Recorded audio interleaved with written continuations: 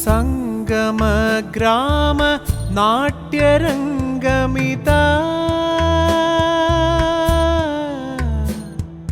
സംഗമ ഗ്രാമ നാട്യരംഗമിതാ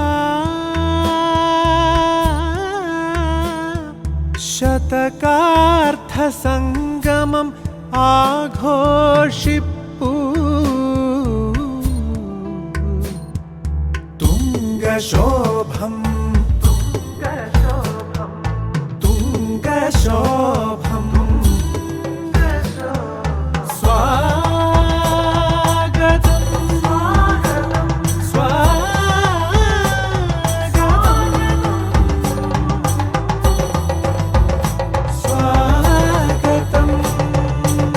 സ്വാഗതം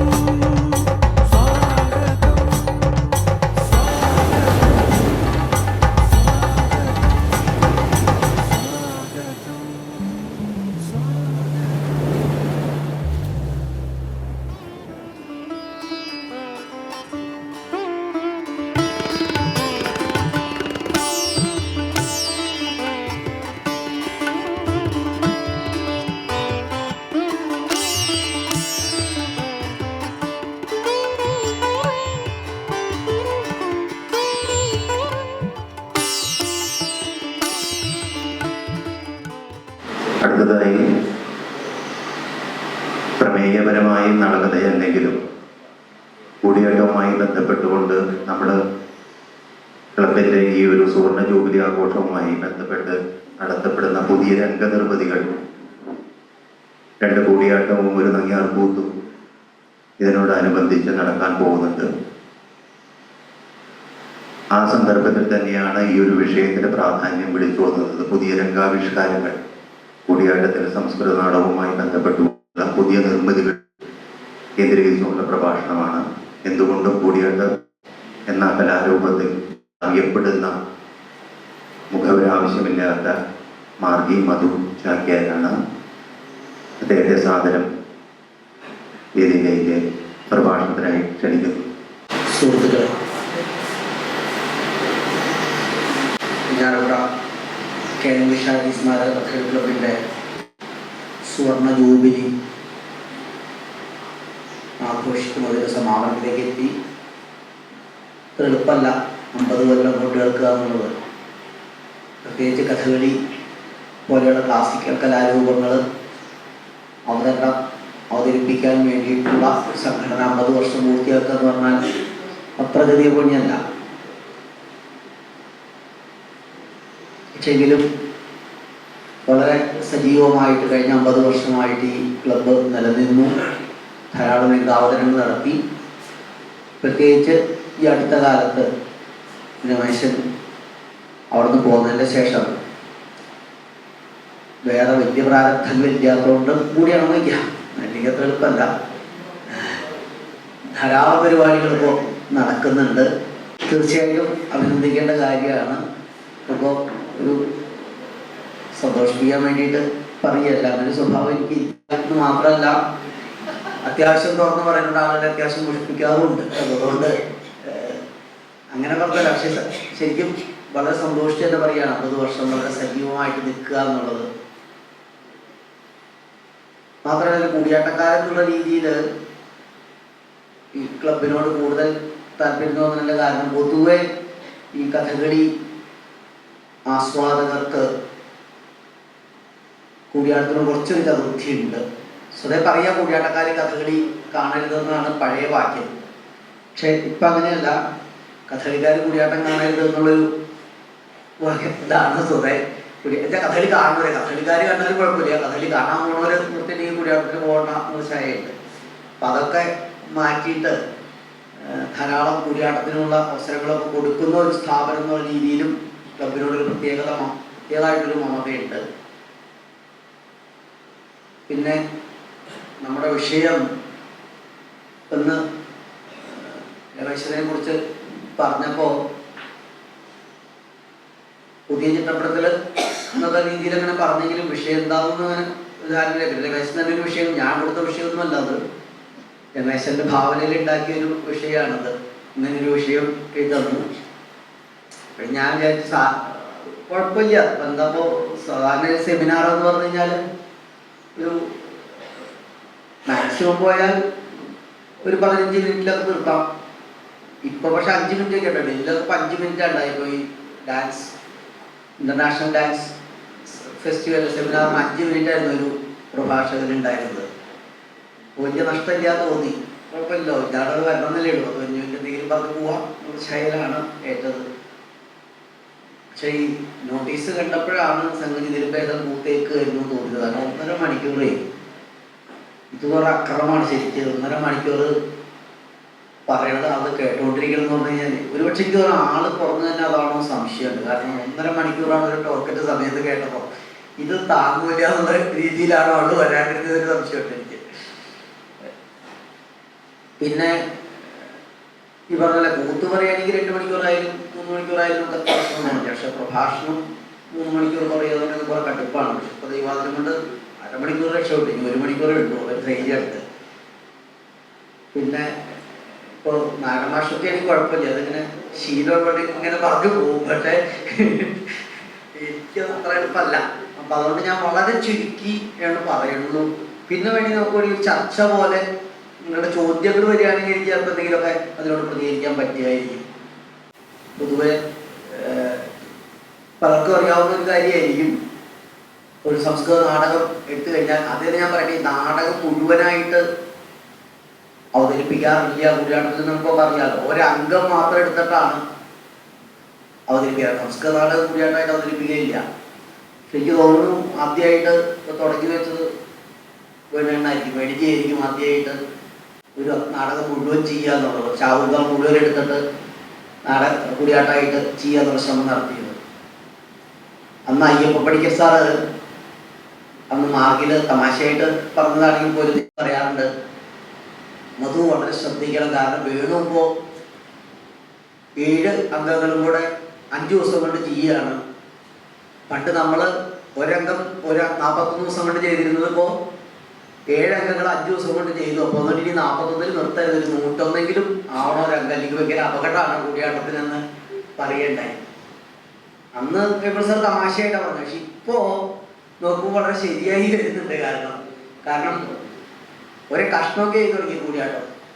കൂടിയാട്ടത്തിലൊരു കഷ്ണം എടുത്ത് ചെയ്യുക, അല്ലെങ്കിൽ ശ്ലോകത്തിൻ്റെ ഒരു കഷ്ണം എടുത്തിട്ട് ചെയ്യുക എന്ന് പറയുന്ന അവസ്ഥയിലേക്ക് കൂടിയാട്ടം പോകുന്നുണ്ട്. അപ്പൊ എന്തായാലും ഈ ഒരു അംഗം എടുത്തു കഴിഞ്ഞാൽ ആദ്യമായിട്ട് അതിന് 2 സബ് ടെക്സ്റ്റുകളായിട്ട് ആട്ടപ്രകാരം ക്രമദീപിക എന്ന് പറയുന്ന 2 സബ് ടെക്സ്റ്റുകളാണ് ആദ്യം അതിന് നടന്മാര് എഴുതി ഉണ്ടാക്കുക. അത് പ്രധാനമായിട്ടും ക്രമദീപികയ്ക്കാണ് അതിൽ പ്രാധാന്യമുള്ളത്. കാരണം ക്രമദീപിക എന്ന് പറയുമ്പോൾ അതിലെ കഥാപാത്രങ്ങളുടെ വേഷം എങ്ങനെയായിരിക്കണം, എങ്ങനെയാണ് അരങ്ങത്തേക്ക് വരേണ്ടത്, എങ്ങനെയാണ് അരങ്ങത്ത് നിഷ്ക്രമിക്കേണ്ടത്, അതുപോലെ സംഭാഷണങ്ങളിടയിൽ പ്രത്യേക എന്തെങ്കിലും ചലനങ്ങൾ ആവശ്യമാണെങ്കിൽ അത്, പിന്നെ ടെക്സ്റ്റിലില്ലാത്ത സാഹിത്യം, ഇപ്പോൾ കൂടിയാട്ടത്തിൻ്റെ സങ്കേതങ്ങളിൽപ്പെട്ട അരങ്ങുതളി, ലിംഗപ്രവേശന ശ്ലോകം, ഇതൊക്കെ എഴുതി ചേർത്ത് ഒരു രംഗാവതരണത്തിൻ്റെ രൂപഘടന ഉണ്ടാക്കി വെക്കലാണ് ക്രമദീപിക. ക്രമദീപിക എഴുതി കഴിയുമ്പോൾ തന്നെ എങ്ങനെയാണ് ആ അംഗം കൂടിയാട്ടമായിട്ട് അവതരിപ്പിക്കുക എന്നുള്ളത് കൃത്യമായ ഒരു ധാരണയിലേക്ക് നടൻ അല്ലെങ്കിൽ നടി എത്തിച്ചേരും. അതിനുശേഷമാണ് പിന്നെ ആട്ടപ്രകാരം ഓരോ സംഭാഷണവും എങ്ങനെ വിശദമായിട്ട് അഭിനയിക്കാം, എന്തൊക്കെ സാധ്യതകൾ ആ സംഭാഷണത്തിൽ ഉണ്ട് എന്ന് ഉള്ള അന്വേഷണമാണ് ആട്ടപ്രകാരത്തിൽ. ഈ 2 സബ് ടെക്സ്റ്റുകളും കൂടെ ചേരുമ്പോഴാണ് വാസ്തവത്തിൽ കൂടിയാട്ടത്തിൻ്റെ സാഹിത്യം പൂർണ്ണമാണ്. അപ്പോൾ പിന്നീട് രംഗത്തത് ചൊല്ലിയാടി അരങ്ങത്ത് അവതരിപ്പിക്കുക എന്നുള്ളത് മാത്രമാണ് പിന്നെ ചെയ്യാനുള്ളത്. അപ്പോൾ അങ്ങനെ വരുമ്പം സാധാരണ രീതിയിൽ ഇപ്പോൾ ഒരു പുതിയ കാലഘട്ടത്തിൽ ഈ ക്രമദീപിക ആട്ടപ്രകാരം എന്ന് പറയുന്ന വിഭജനം പതിവില്ല. ഇപ്പൊ എഴുതുന്ന ആട്ടപ്രകാരങ്ങൾക്കൊക്കെ അല്ലെങ്കിൽ പുതിയ ചിട്ടപ്പെടുത്തലുകൾക്കൊക്കെ ഇത് 2 കൂടെ കൂട്ടിച്ചേർത്തിട്ടാണ് എഴുതുക. ആട്ടപ്രകാരവും ക്രമദീപികയും കൂടെ ചേർത്തിട്ട് എല്ലാം കൂടെ ചേർത്ത് ഒറ്റ ടെക്സ്റ്റായിട്ട് എഴുതി വയ്ക്കുകയാണ് ഇപ്പോഴത്തെ ഒരു രീതി. പഴയ കാലത്ത് മാത്രമാണ് ക്രമദീപിക മാത്രമായിട്ടൊക്കെ നമുക്ക് ലഭ്യമായിട്ടുള്ളത്. അപ്പൊ ഇങ്ങനെ ഈ ചിട്ടപ്പെടുത്തുമ്പോൾ ഇപ്പൊ നമ്മുടെ വിഷയം ആധുനിക കാലത്ത് സംസ്കൃത നാടകങ്ങൾ കൂടിയാട്ടമാക്കി ചെയ്യുമ്പോഴത്തെ പ്രത്യേകതകളാണ്. ഈ ആധുനിക കാലം എന്ന് പറയുന്നത് ഏതാണെന്നുള്ളതൊരു പ്രശ്നമുണ്ട്. കാരണം ആധുനികതയും ഉത്തരാധുനികതയും ഉത്തരോത്തരാധുനികതയും ഒക്കെ കഴിഞ്ഞു പോകുമ്പോഴവിടെ. അപ്പോൾ നമ്മൾ എവിടെയെങ്കിലും ഒരു സ്ഥലം വെക്കണം, ഏതെങ്കിലും ഒരു സമയം വെക്കണമല്ലോ. അപ്പം അതുകൊണ്ട് ഞാൻ ഏകദേശം ഒരു 1965 ശേഷം, അതായത് കലാമണ്ഡലം ഉണ്ടായതിനു ശേഷം ഒരു സ്ഥാപനവൽകൃതമായിട്ടുള്ള ഒരു കൂടിയാട്ടത്തിൻ്റെ ഉണ്ടാവുന്നത് തുടങ്ങിയതിന് ശേഷം ഒരു ചരിത്രം മാത്രമാണ് ഞാൻ നോക്കണത്. അതിനു മുമ്പ് ഇതുപോലെ പുതിയ കൂടിയാട്ടങ്ങളുടെ അവതരണങ്ങൾ നടന്നതായിട്ട് നമുക്കറിയാം. ഞാൻ കേട്ടിട്ടുള്ള ഒന്ന് രണ്ടെണ്ണം. ഒന്ന് ജഡായുവധം, അസ്ഥിരി ചൂടാമണിയിലെ 5-ാം വാർഡിലെ ജഡായുവധം തൃപ്പൂണിത്തുറയിൽ വെച്ച് കിടന്നൂർ രാമച്ചാക്യാരുടെ നേതൃത്വത്തിൽ ചെയ്തതായിട്ടുള്ള ഒരറിവുണ്ട്. അത് പുതിയ ചിട്ടപ്പെടുത്തലായിട്ട് തന്നെ, അതായത് ജഡായുവിന്റെ ഭാഗമൊക്കെ അതിന് മുമ്പ് ചിലപ്പോൾ അവതരിപ്പിച്ചിട്ടുണ്ടായിരിക്കാം, അറിയില്ല നമുക്ക്. ഇപ്പൊ നമ്മൾ കാണുന്ന ജഡായുവിന്റെ ഈ ആ നൃത്തമൊക്കെ ശരിക്കും ഗരുഡംപർവ എന്ന് പറയുന്ന കലാരൂപത്തിൽ നിന്ന്, മധ്യകേരളത്തിലുള്ള ഗരുഡംപർവ എന്നുള്ള കലാരൂപത്തിൽ നിന്നാണ് എടുത്തതെന്നൊക്കെ കേട്ടിട്ടുണ്ട്. അപ്പം അതുപോലെ നാഗാനന്ദം 2-ാം അംഗം ഇല്ലാപ്പുഴയിൽ വെച്ച് ചെയ്തതായിട്ടും കേട്ടിട്ടുണ്ട്. അപ്പം അങ്ങനെ പുതിയ അവതരണങ്ങൾ ആ കാലത്തൊക്കെ നടന്നിട്ടുണ്ട്. പക്ഷെ ഞാൻ ഈ കലാമണ്ഡലം ഉണ്ടായതിനു ശേഷമുള്ളൊരു കാലം മാത്രമേ പരിഗണിക്കുന്നുള്ളൂ. അങ്ങനെ നോക്കുമ്പോൾ ഈ കൂടിയാട്ടത്തിൻ്റെ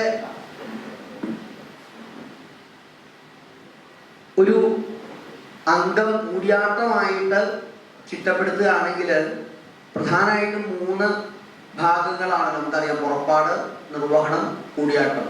അതായത് അതിലെ കഥാപാത്രാദിയായിട്ട് പ്രവേശിക്കുന്നു, പിന്നെ അതിൻ്റെ ഒരു പൂർവകഥ അഭിനയിക്കുന്നു, അതിനുശേഷം നാടകഭാഗം. ഇങ്ങനെ 3 ഘട്ടത്തിലൂടെയാണ് ഒരു അംഗം കൂടിയാട്ടമായിട്ട് പൂർണ്ണമാവുന്നത്.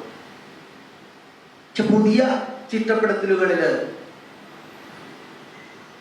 എല്ലാം അങ്ങനെയല്ല ഉണ്ടാവണം.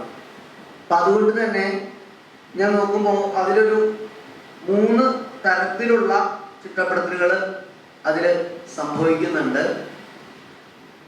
അതോടൊപ്പം തന്നെ എങ്ങനെയാണ് ഒരു പുതിയ കൂടിയാട്ടം ചിട്ടപ്പെടുത്താൻ ഇടവരുന്നതെന്ന് നോക്കിയപ്പോൾ അതിനും 2-3 കാരണങ്ങളാണ് ഞാൻ കാണുന്നത്. ഒന്ന്, ആരുടെയെങ്കിലും ഏതെങ്കിലും ആസ്വാദകരുടെ നിർബന്ധത്തിന് അല്ലെങ്കിൽ അവരുടെ താല്പര്യത്തിനനുസരിച്ച് ചിട്ടപ്പെടുത്തുക. ആസ്വാദകർ എന്ന് പറഞ്ഞാൽ വെറുതെ കൂടിയായിട്ട് കാണുന്നവരായ മാത്രം പോരാ, കലാകാരന്മാരിൽ സ്വാധീനം ചെലുത്താൻ കഴിവുള്ള ആളുകൾ, അവരുടെ താല്പര്യം അനുസരിച്ച് അവരുടെ ഒരു മോഹം അത് കൂടിയാട്ടായിട്ട് ചിട്ടപ്പെടുത്തി കാണണം അംഗം എന്നുള്ള താല്പര്യം കൊണ്ട്, അവരുടെ നിർബന്ധം കൊണ്ട് കലാകാരന്മാരായി തയ്യാറാവുക. എനിക്ക് തോന്നുന്നു ആദ്യകാലത്തെ പല ചിട്ടപ്പെടുത്തലുകളും ആ രീതിയിലാണ് സംഭവിച്ചിട്ടുള്ളത്. ഇപ്പോൾ കല്യാണ സുഗന്ധികം കൂടിയാട്ടമായിട്ട് ചിട്ടപ്പെടുത്തുന്നത് D.F. കുട്ടനായർ അന്ന് കേരള കലാമണ്ഡലത്തിലെ കൂത്തമ്പലം ഉദ്ഘാടനം 70കളിൽ കൂത്തമ്പലം ഉദ്ഘാടനം ചെയ്തപ്പോൾ അന്ന് പുതിയ കൂത്തമ്പലമായിട്ട് പുതിയ കൂടിയാട്ടം ഉണ്ടാവണം എന്നുള്ള നിർബന്ധത്തിന് ഭാഗമായിട്ടാണ് പൂർവ്വഭാഗം പൈമള രാമച്ചാക്യാരും ഉത്തരഭാഗം അമ്മനോട് മാധവച്ചാക്യാരുമായിട്ട് ചിട്ടപ്പെടുത്തി 2 ദിവസമായിട്ട്, പൂർവ്വഭാഗം അമ്മനോട് മാധവച്ചാക്യാരും ഉത്തരഭാഗം പൈമള രാമച്ചാക്യാരും ആയിട്ട് അത് അന്ന് 2 ദിവസമായിട്ട് കലാമണ്ഡലത്തിൽ കൂത്തമ്പലത്തിൻ്റെ ഉദ്ഘാടനത്തിൽ അവതരിപ്പിക്കും. അപ്പോൾ അപ്പുകുട്ടനായർ എന്ന് പറയുന്ന ഒരു വ്യക്തിയുടെ താല്പര്യമായിരുന്നു അതിൻ്റെ പിന്നിൽ. പിന്നീട് മാർഗിയിൽ അസ്ഥിരി ചൂടാമണി സമ്പൂർണ്ണം ആക്കുക എന്നുള്ള ലക്ഷ്യം മുൻനിർത്തിക്കൊണ്ട് നടത്തിയ അവതരണങ്ങളിലും പൂർണ്ണ സാറിൻ്റെ ഒരു പ്രേരണ ഉണ്ടായിരുന്നു അമ്മനോട് മാധവച്ചാക്യാർ അതിന് അട്ടപ്രകാരം എഴുതാനായി. പിന്നെ മറ്റൊന്ന് ഒരു കാരണം എന്ന് പറയുന്നത്, ഈ ഭഗവതജ്യോതിന് എനിക്കിപ്പോഴും സംശയം, എനിക്ക് കൃത്യമായിട്ട് അറിയില്ല, ഞാനത് അന്വേഷിച്ചിട്ട് എനിക്കത് കിട്ടിയില്ല. എന്താണ് ഭഗവതജ്യോതി ചിട്ടപ്പെടുത്താനുള്ള ഒരു പ്രേരണ എന്തായിരുന്നു എന്നുള്ളത് കൃത്യമായ ധാരണയില്ല. പിന്നെ ഒരു കാരണം എന്ന് പറയുന്നത് കൂടിയാട്ടം ചിട്ടപ്പെടുത്താൻ മറ്റൊരു കാരണം എന്ന് ഫണ്ടിങ്ങുമായിട്ട് ബന്ധപ്പെട്ടിട്ടാണ്.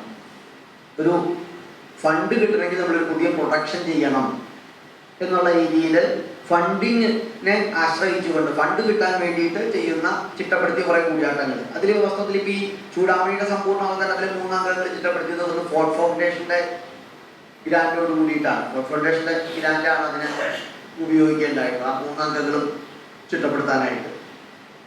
അതുപോലെ ധനഞ്ജയം 2-ാം അംഗം അതും ചിട്ടപ്പെടുത്തിയത് ഈ ഗ്രാൻഡിനെ അടിസ്ഥാനമാക്കിയിട്ടാണ്. അതുപോലെ സാംസ്കാരിക വകുപ്പിൻ്റെ പ്രൊഡക്ഷൻ ഗ്രാൻഡ്, സാംസ്കാരിക വകുപ്പിൻ്റെ ഇതുപോലെ പുതിയ ചിട്ടപ്പെടുത്തലുകൾക്കുള്ള ഗ്രാൻഡ്, അക്കാഡമിയുടെ ഗ്രാൻഡുകൾ, ഇതൊക്കെ വെച്ചുകൊണ്ടാണ് ഈ ഗ്രാൻഡിന് വേണ്ടിയിട്ട്, അല്ലെങ്കിൽ ഒരു ഗ്രാൻഡ് കിട്ടണമെങ്കിൽ നിങ്ങൾ പഴയൊരു കൂടിയാട്ടം ചെയ്തിട്ട് കാര്യമില്ല, പുതിയൊരു സൃഷ്ടി ഉണ്ടെങ്കിൽ മാത്രമേ അതിന് ഗ്രാൻഡ് കിട്ടുള്ളൂ എന്നുള്ളത് കൊണ്ട് കൂടിയാട്ടം ചെയ്യാനായിട്ട് ഉള്ള ശ്രമങ്ങൾ ഉണ്ടായിട്ടുണ്ട്. 3-ാമത്തെ വിഭാഗത്തിൽ വരുന്നത് കലാകാരന്മാരെ സ്വന്തമായിട്ട് അവരുടെ സർഗാത്മകമായിട്ടുള്ള കഴിവുകളെ പ്രകാശിപ്പിക്കാനോ അതിനേക്കാളേറെ അത്യാവശ്യം ഒരു ശ്രദ്ധ കിട്ടാൻ വേണ്ടിയിട്ട്, തന്നിലേക്ക് ആളുകളുടെ ഒരു ശ്രദ്ധ കിട്ടാൻ വേണ്ടിയിട്ട് പുതിയത് ചിട്ടപ്പെടുത്തുക. നിങ്ങളിപ്പോൾ കൈലാസോദ്ധരണവും പാർവതീരഹവും എത്ര നന്നായിട്ട് ചെയ്തിട്ടും കാര്യമില്ല. കാരണം ആ ഭാഷമാർ ചെയ്യുന്നത് എന്താ, നിങ്ങൾ പഠിച്ച് ചെയ്യണമെന്നുള്ളത്. പക്ഷെ പുതിയത് ചെയ്യുമ്പോൾ അത് പുതിയതിനോടുള്ളൊരു കൗതുകം ഉണ്ടല്ലോ, എപ്പോഴും കൗതുകമുണ്ട്. അത് വേറെ വശമാണ്. ഈ പുതിയതൊക്കെ എത്ര കാലം നിലനിൽക്കുന്നുണ്ട് എന്നുള്ളത് ആലോചിക്കേണ്ട കാര്യമാണ്. പക്ഷെ എങ്കിലും പുതിയത് ചെയ്യാത്ത കൂടിയാട്ടക്കാർ ഇപ്പോൾ കുറവാണെന്ന് എനിക്ക് തോന്നണം കേട്ടോ. വളരെ കുറവാണ് പുതിയൊരു കൂടിയാട്ടം. കാരണം വെച്ചാൽ ഈ കലാമണ്ഡലമാണല്ലോ ഇപ്പോഴത്തെ പ്രധാന കൂടിയാട്ടക്കാർ വരുന്ന ഒരു കേന്ദ്രം. അപ്പോൾ അവിടെ ഇപ്പോൾ MA സിലബസിൻ്റെ ഭാഗമായിട്ട് ഒരു കഥ ചിട്ടപ്പെടുത്തി ഒരു ഭാഗം ചിട്ടപ്പെടുത്തണമെന്നുണ്ട്, നിയമം ആ സിലബസിൻ്റെ ഭാഗമായിട്ടുണ്ട്. അപ്പം അതുകൊണ്ട് എങ്ങനെയായാലും എല്ലാവരും പുതിയത് ചെയ്യണുണ്ട്. അപ്പം ഇങ്ങനെ 3 തരത്തിൽ, ഒന്നില്ലെങ്കിൽ ഏതെങ്കിലും കലാസ്വാദകന്റെ താല്പര്യമനുസരിച്ച്, അല്ലെങ്കിൽ ഒരു ഫണ്ടിങ്ങിന്റെ ഭാഗമായിട്ട്, അല്ലെങ്കിൽ കലാകാരന്മാർ സ്വന്തമായിട്ട്. പക്ഷെ ഇതിന്റെ രസത്താൽ കഴിഞ്ഞാൽ ഈ കലാകാരന്മാർ തന്നെ ചെയ്യണേല് കഥകളിയുടെ പോലെയല്ല. കഥകളിക്ക് ഒരു ഗുണം എന്താ കഴിഞ്ഞാല് ഈ ആട്ടക്കഥ എഴുതുന്ന ആളുകൾ ധാരാളം ഉണ്ട്. അപ്പൊ അവരുടെ ആവശ്യമാണ് അവരുടെ ആട്ടക്കഥ രംഗത്ത് കൊണ്ടുവരിക എന്നുള്ളത്. അപ്പൊ അവരതിനു വേണ്ടിയിട്ട് ഫണ്ടൊക്കെ കണ്ടെത്തി അത് കളിപ്പിക്കും. പക്ഷെ ഈ കൂടിയാട്ടക്കാരൻ്റെ സംസ്കൃത നാടകമായത് വലിയ ശല്യമാണ്. കാരണം സംസ്കൃത നാടകം എഴുതുന്നതിൻ്റെ കുറവ്. പിന്നെ സംസ്കൃതക്കാർക്ക് കൂടിയാട്ടത്തോട് വലിയ താല്പര്യമില്ല എന്നുള്ളത് വേറൊരു വശമാണ്. അപ്പൊ ഇത് രണ്ടും കൂടി ആയപ്പോൾ കൂടിയാട്ടക്കാരെ സംബന്ധിച്ചിടത്തോളം കൂടിയാട്ടക്കാർ എന്നെ ഫണ്ട് കണ്ടെത്തണം, അല്ലെങ്കിൽ സ്വന്തം കയ്യിൽ ചെലവാക്കിയിട്ട് പുതിയ രംഗാവതരണം നടത്തുന്നൊരവസ്ഥ വരുന്നുണ്ട്. എന്തായാലും ഇങ്ങനെ 3 തരത്തിലാണ് കൂടിയാട്ടത്തിന്റെ ഈ രംഗാവതരണങ്ങൾ, പുതിയ രംഗാവതരണങ്ങൾ ഉണ്ടാവുന്നത്. അപ്പൊ അതില്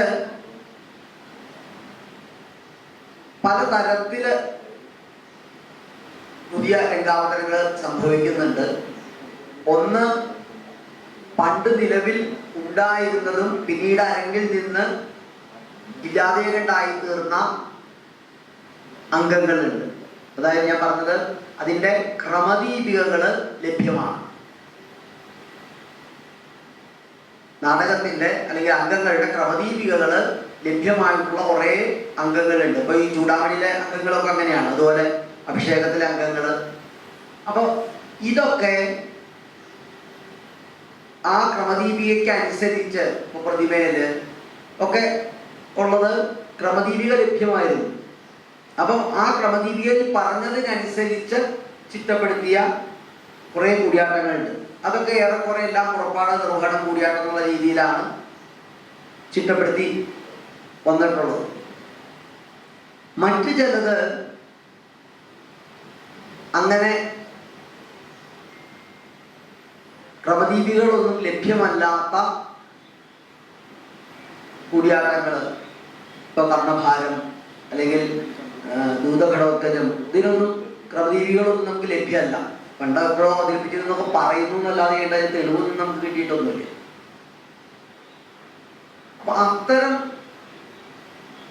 ക്രമരീതികളിൽ ലഭ്യമല്ലാത്ത അല്ലെങ്കിൽ പുതിയ ആധുനിക കാലത്ത് നടന്മാർ തന്നെ അതിൻ്റെ ക്രമദീപിക സൃഷ്ടിച്ച് ക്രമദീപിക ആട്ടപ്രകാരം സൃഷ്ടിച്ച് ചെയ്യുന്ന കൂടിയാട്ടങ്ങളുണ്ട്. അത് സമ്പൂർണ്ണമായിട്ട് നിർവഹണം അടക്കപ്പോൾ കല്യാണ സുഗന്ധിയും അങ്ങനെയായിരുന്നു. കല്യാണസുഗന്ധിയും ആദ്യം നാടകഭാഗം മാത്രമാണ് ചെയ്തതെങ്കിലും പിന്നീട് അതിന് നിർവഹണം കൂടെ കൂട്ടിച്ചേർത്ത് സമ്പൂർണ്ണമായിട്ടാണ് കല്യാണ സുഗന്ധിയും അവതരിപ്പിച്ചത്. അതിന് ക്രമദീപികയൊന്നും ലഭ്യമല്ല. പക്ഷെ കല്യാണ സുഗന്ധിയും അവതരിപ്പിച്ചിരുന്നു എന്നുള്ളത് നമുക്ക് നടാങ്കുശത്തിൽ നിന്ന് അതിൻ്റെ സൂചനയുണ്ട്. കല്യാണ സുഗന്ധിയും അവതരിപ്പിച്ചതിനെ കുറിച്ചുള്ള സൂചനയുണ്ട്. അപ്പോൾ പണ്ട് ഉണ്ടായിരുന്നു എന്നറിയാം, പക്ഷെ അതിൻ്റെ രേഖകളൊന്നും ലഭ്യമല്ലാത്തതുകൊണ്ട് പുതിയ രീതിയിൽ അതിനെ അവതരിപ്പിക്കുകയാണ് ചെയ്തത്. ചിലത് അപ്പം അങ്ങനെ ക്രമദീപിക ഇല്ലെങ്കിലും പുറപ്പാട് നിർവഹണം കൂടിയാണ്. അതുപോലെ ഇപ്പോൾ കിരാതാഞ്ജലിയം ആ രീതിയിൽ അവതരിപ്പിച്ച ഒരു അംഗമാണ് പുറപ്പാട് നിർവഹണം കൂടിയാട്ടം എന്നുള്ള രീതിയിൽ. പിന്നെ ചിലത് നാടകഭാഗം മാത്രമായിട്ട് നിർവഹണമൊന്നുമില്ല, പുറപ്പാട് നിർവഹണമൊന്നുമില്ല, നാടകം മാത്രമായിട്ടെടുത്ത് അവതരിപ്പിക്കുക എന്നുള്ള രീതിയിൽ പല ആധുനിക കാലത്തും ധാരാളം കൂടിയാട്ടങ്ങൾ രംഗത്ത് വന്നിട്ടുണ്ട്. അതുപോലെ നാടകത്തിലെ ഒരു ഭാഗം മാത്രം എടുത്തിട്ട്, ചെറിയൊരു ഭാഗം മാത്രം എടുത്തിട്ട് അത് ഒരു ശ്ലോകമോ അല്ലെങ്കിൽ ഒരു സന്ദർഭമോ എടുത്തിട്ട് അവതരിപ്പിക്കുക. ഇങ്ങനെ പല തരത്തിലാണ് പുതിയ കാലത്ത് കൂടിയാട്ടങ്ങൾ ചിട്ടപ്പെടുത്തിയിട്ടുള്ളത്. അപ്പൊ ഇതിന്റെ പ്രത്യേകത എന്താണ് എന്നാണ് ഇനി നമുക്ക് നോക്കാനുള്ളത്.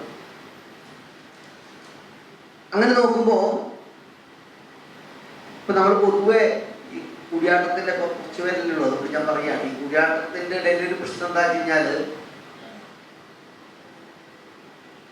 മറ്റുള്ളവരെ എന്തെങ്കിലും പുതിയത് ചെയ്തു കഴിഞ്ഞാൽ ഭയങ്കര വിമർശനമാണ്. അത് ശരിയായില്ല, അതിൻ്റെ പാരമ്പര്യം ശരിയായില്ല, പരമ്പരാഗതമായിട്ട് അങ്ങനെ ചില കൂടിയാട്ടത്തിനെ നശിപ്പിക്കുകയാണ്, പുതിയ പരീക്ഷണങ്ങളാണെന്നൊക്കെയുള്ള രീതിയിൽ അങ്ങനെ ഒരു വിമർശനം ഉണ്ടാവും. പക്ഷെ അവനവൻ ചെയ്യുമ്പോൾ ഇതൊന്നും പ്രശ്നമല്ല, അവനും ചെയ്താൽ അതൊന്നും പ്രശ്നമില്ല. പക്ഷെ മറ്റൊരു ചെയ്ത് കഴിയുമ്പോൾ അങ്ങനത്തെ ചെറിയൊരു പ്രശ്നം അതിലുണ്ട്. അതെനിക്ക് തോന്നുന്നത് എല്ലാ കാലത്തും ഉള്ളതായിരിക്കും, ഇപ്പോൾ പുതിയതായിട്ടുണ്ടാകുന്ന ആവില്ല. പക്ഷെ രസം എന്താ വെച്ചാൽ നമുക്ക് ഈ കൂടിയാട്ടത്തിന് കൃത്യമായൊരു ഘടന ഉണ്ടോ എന്ന് ചോദിച്ചാൽ പണ്ടത്തെ രേഖകൾ നോക്കിയാൽ തന്നെ മുഴുവൻ ഉണ്ടെന്ന് പറയാൻ പറ്റില്ല. നമ്മള് സാധാരണ പറയാ കൂടിയാട്ടത്തിന്റെ പുറപ്പാട് നിർവഹണം കൂടിയാട്ടം എന്നുള്ള രീതിയിലാണെന്നൊക്കെ പറയാം. അപ്പോഴാണ് ഒരു കൂടിയാട്ടം സമ്പൂർണ്ണമാവണമെന്നൊക്കെയാ പറയാം. പക്ഷെ പഴയ ക്രമരീതി എടുത്ത് നോക്കുമ്പോൾ ചില അംഗങ്ങൾക്ക് നിർവഹണം ഇല്ല. കൃത്യമായിട്ട് പറയുന്നുണ്ട് നിർവഹണം വേണ്ട, ഒരു ദിവസം കൊണ്ട് കഴിക്കണം. ഇപ്പോ പ്രതിമയിലെ രണ്ടാമത്തെ വിരാഭാഗം കൃത്യമായിട്ട് ക്രമദീപികയിൽ പറയുന്നു. പഴയ ക്രമദീപികയിൽ പറയുന്നത് ഒരു ദിവസം കൊണ്ട് അംഗം കഴിക്കണം എന്ന് പറയുന്നുണ്ട്. അപ്പോ ഇത് നിർവഹണം വേണമെന്ന് നിർബന്ധമൊന്നുമില്ല. ഒരു കൂടിയാട്ടം ചിട്ടപ്പെടുത്തുമ്പോൾ നിർവഹണം ഇല്ലാഞ്ഞിട്ട് കൂടിയാട്ടത്തിന്റെ പഴയ സമ്പ്രദായത്തിന് മാറ്റി പറ്റി എന്ന് പറയാൻ പറ്റില്ല. പിന്നെ ഈ കഷ്ടങ്ങളായിട്ട് അവതരിപ്പിക്കൽ നമ്മള് പലപ്പോഴും സംസാരിക്കാറുള്ളത് പൈകളം രാമചാക്യാർ അദ്ദേഹം കലാമണ്ഡലത്തിൽ വന്നതിന് ശേഷം ആധുനിക കാലത്തിനനുസരിച്ച് നാടകത്തെ എഡിറ്റ് ചെയ്ത് നാടകഭാഗം മാത്രമായിട്ട് അവതരിപ്പിക്കുന്ന അദ്ദേഹം തുടങ്ങി വെച്ചു. അതുകൊണ്ടാണ് കൂടിയാട്ടം ഈ രീതിയിൽ വന്നതെന്നുള്ളത് അത് വളരെ പരമാർത്ഥമായിട്ടൊരു കാര്യമാണ്. പക്ഷെ ആ രീതിയിലുള്ള അവതരണം നേരത്തെ ഇവിടെ ഉണ്ടായിരുന്നു. ഇപ്പൊ വെള്ളൂരും വെഞ്ഞിമല രണ്ട് ക്ഷേത്രങ്ങളിൽ അവിടുത്തെ അവതരണത്തിന്റെ ഓർഡർ എടുത്ത് നോക്കിയാൽ ഒരു ക്രമവും ഇല്ലാതെയാണ് അവതരിപ്പിച്ചിരുന്നത്. ഒരു ദിവസം പുരുഷാർത്ഥത്തിലെ വിവാദം പറഞ്ഞു കഴിഞ്ഞാൽ പിന്നത്തെ ദിവസം വേറെ കൂടിയാട്ടാ. അത് കഴിഞ്ഞ് 5-6 ദിവസം കഴിയുമ്പോഴാണ് വേറൊരു പുരുഷാർത്ഥം പറയുന്നത്. അല്ലാണ്ട് തുടർച്ചയായിട്ടൊന്നും ഇല്ലാന്നർത്ഥം. ഓരോ കഷ്ടങ്ങളായിട്ട് അതുപോലെ ഒരു നാടകത്തിലെ ഒരു ഭാഗം മാത്രം അവതരിക്കും. അപ്പോൾ ദൂതഘടോത്കജത്തില് ഇയാൾ ദുര്യോധന്റെ പ്രവേശം മാത്രമായിട്ടുണ്ട്. അതുപോലെ ദൂതവാക്യത്തില് ഇങ്ങനെ പലതിലും കൂടിയാട്ടത്തിന് അങ്ങനെ കൃത്യമായ രൂപത്തിൽ ഇങ്ങനെയൊക്കെ ആയാൽ മാത്രമേ കൂടിയാട്ടം ആവുള്ളൂ എന്നും പറയാൻ പറ്റില്ല. ധാരാളം സ്വാതന്ത്ര്യം ഉണ്ടായിരുന്നു. അത് അന്നത്തെ സാഹചര്യം അനുസരിച്ചായിരിക്കാം ഒരുപക്ഷെ ആ രീതിയിലൊക്കെ ഇതിനെ സംവിധാനം ചെയ്തിട്ടുണ്ടാവുക. നമ്മളിപ്പോൾ ഏറ്റവും വിവാദമായിട്ട് പറയുന്ന വലിയൊരു കാര്യമാണ് ഈ സ്ത്രീകളെ ഒഴിവാക്കി, കൂടിയാട്ടത്തിൽ നിന്ന് ഒഴിവാക്കി സ്ത്രീകളെ ഒഴിവാക്കൽ.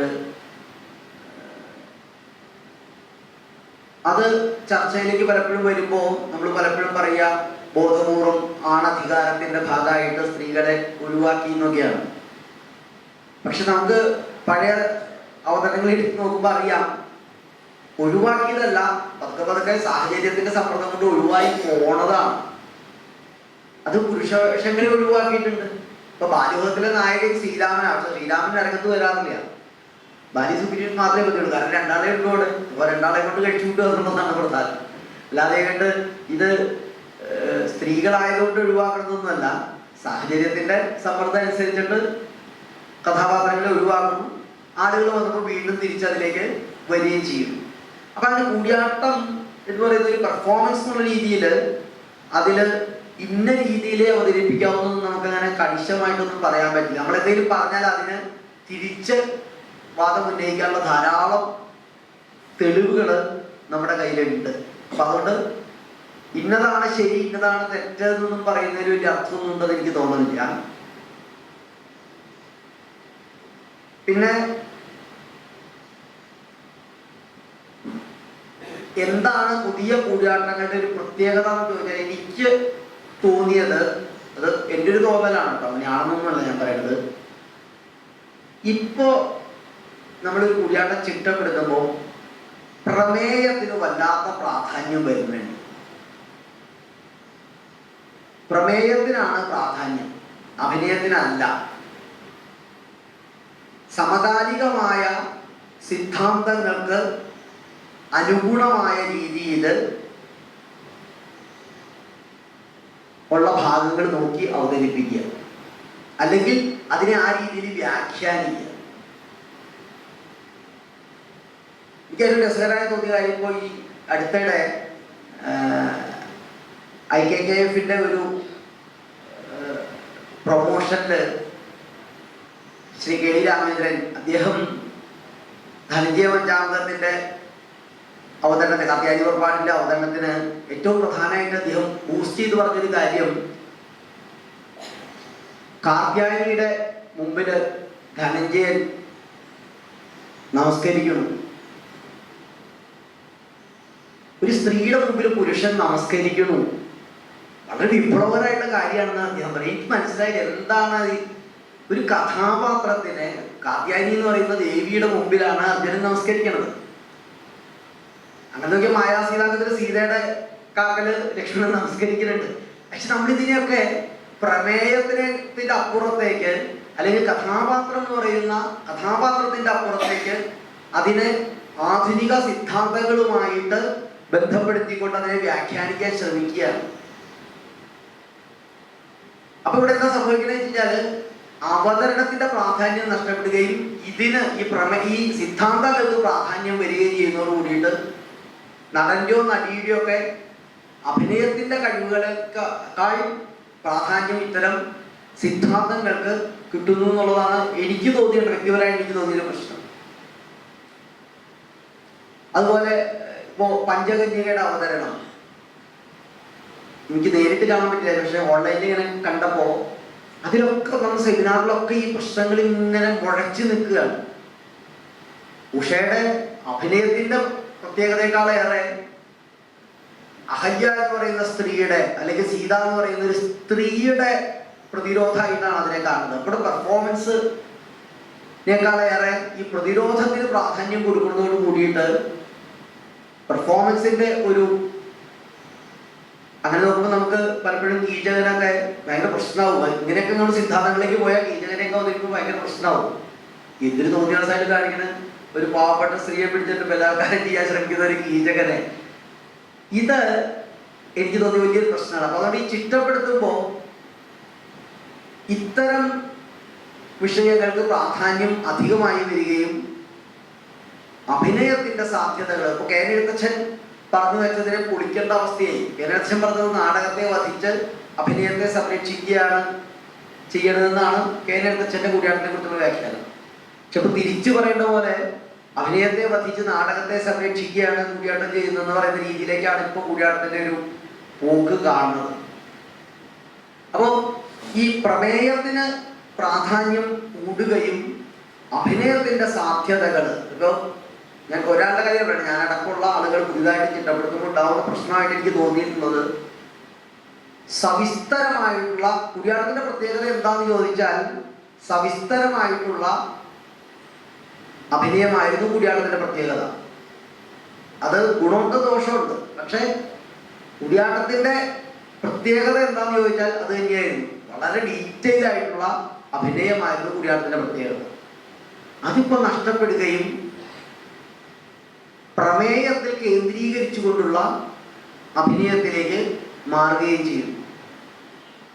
ഇപ്പൊ ശരിക്ക് ഒരു പുതിയ കാലത്തെ ഈ കൂടിയാട്ട അവതരണങ്ങളൊക്കെ എടുത്ത് നോക്കുമ്പോൾ പലതും എക്സെപ്ഷണൽ കേസുകൾ ഉണ്ടില്ല എന്നല്ല പറയുന്നത്, പലതും ഒരു ആട്ടക്കഥയുടെ അവതരണത്തിൽ നിന്ന് വലിയ വ്യത്യാസമൊന്നും അതിനെടുക്കുന്ന സമയത്തിന് ഉണ്ടാവണില്ല. അവസാനമായിട്ട് ഒരു ശ്ലോകം പരമാവധി ഒരു അരമണിക്കൂർ അല്ലെങ്കിൽ ഒരു 40 മിനിറ്റൊക്കെ അങ്ങ് അറ്റായി.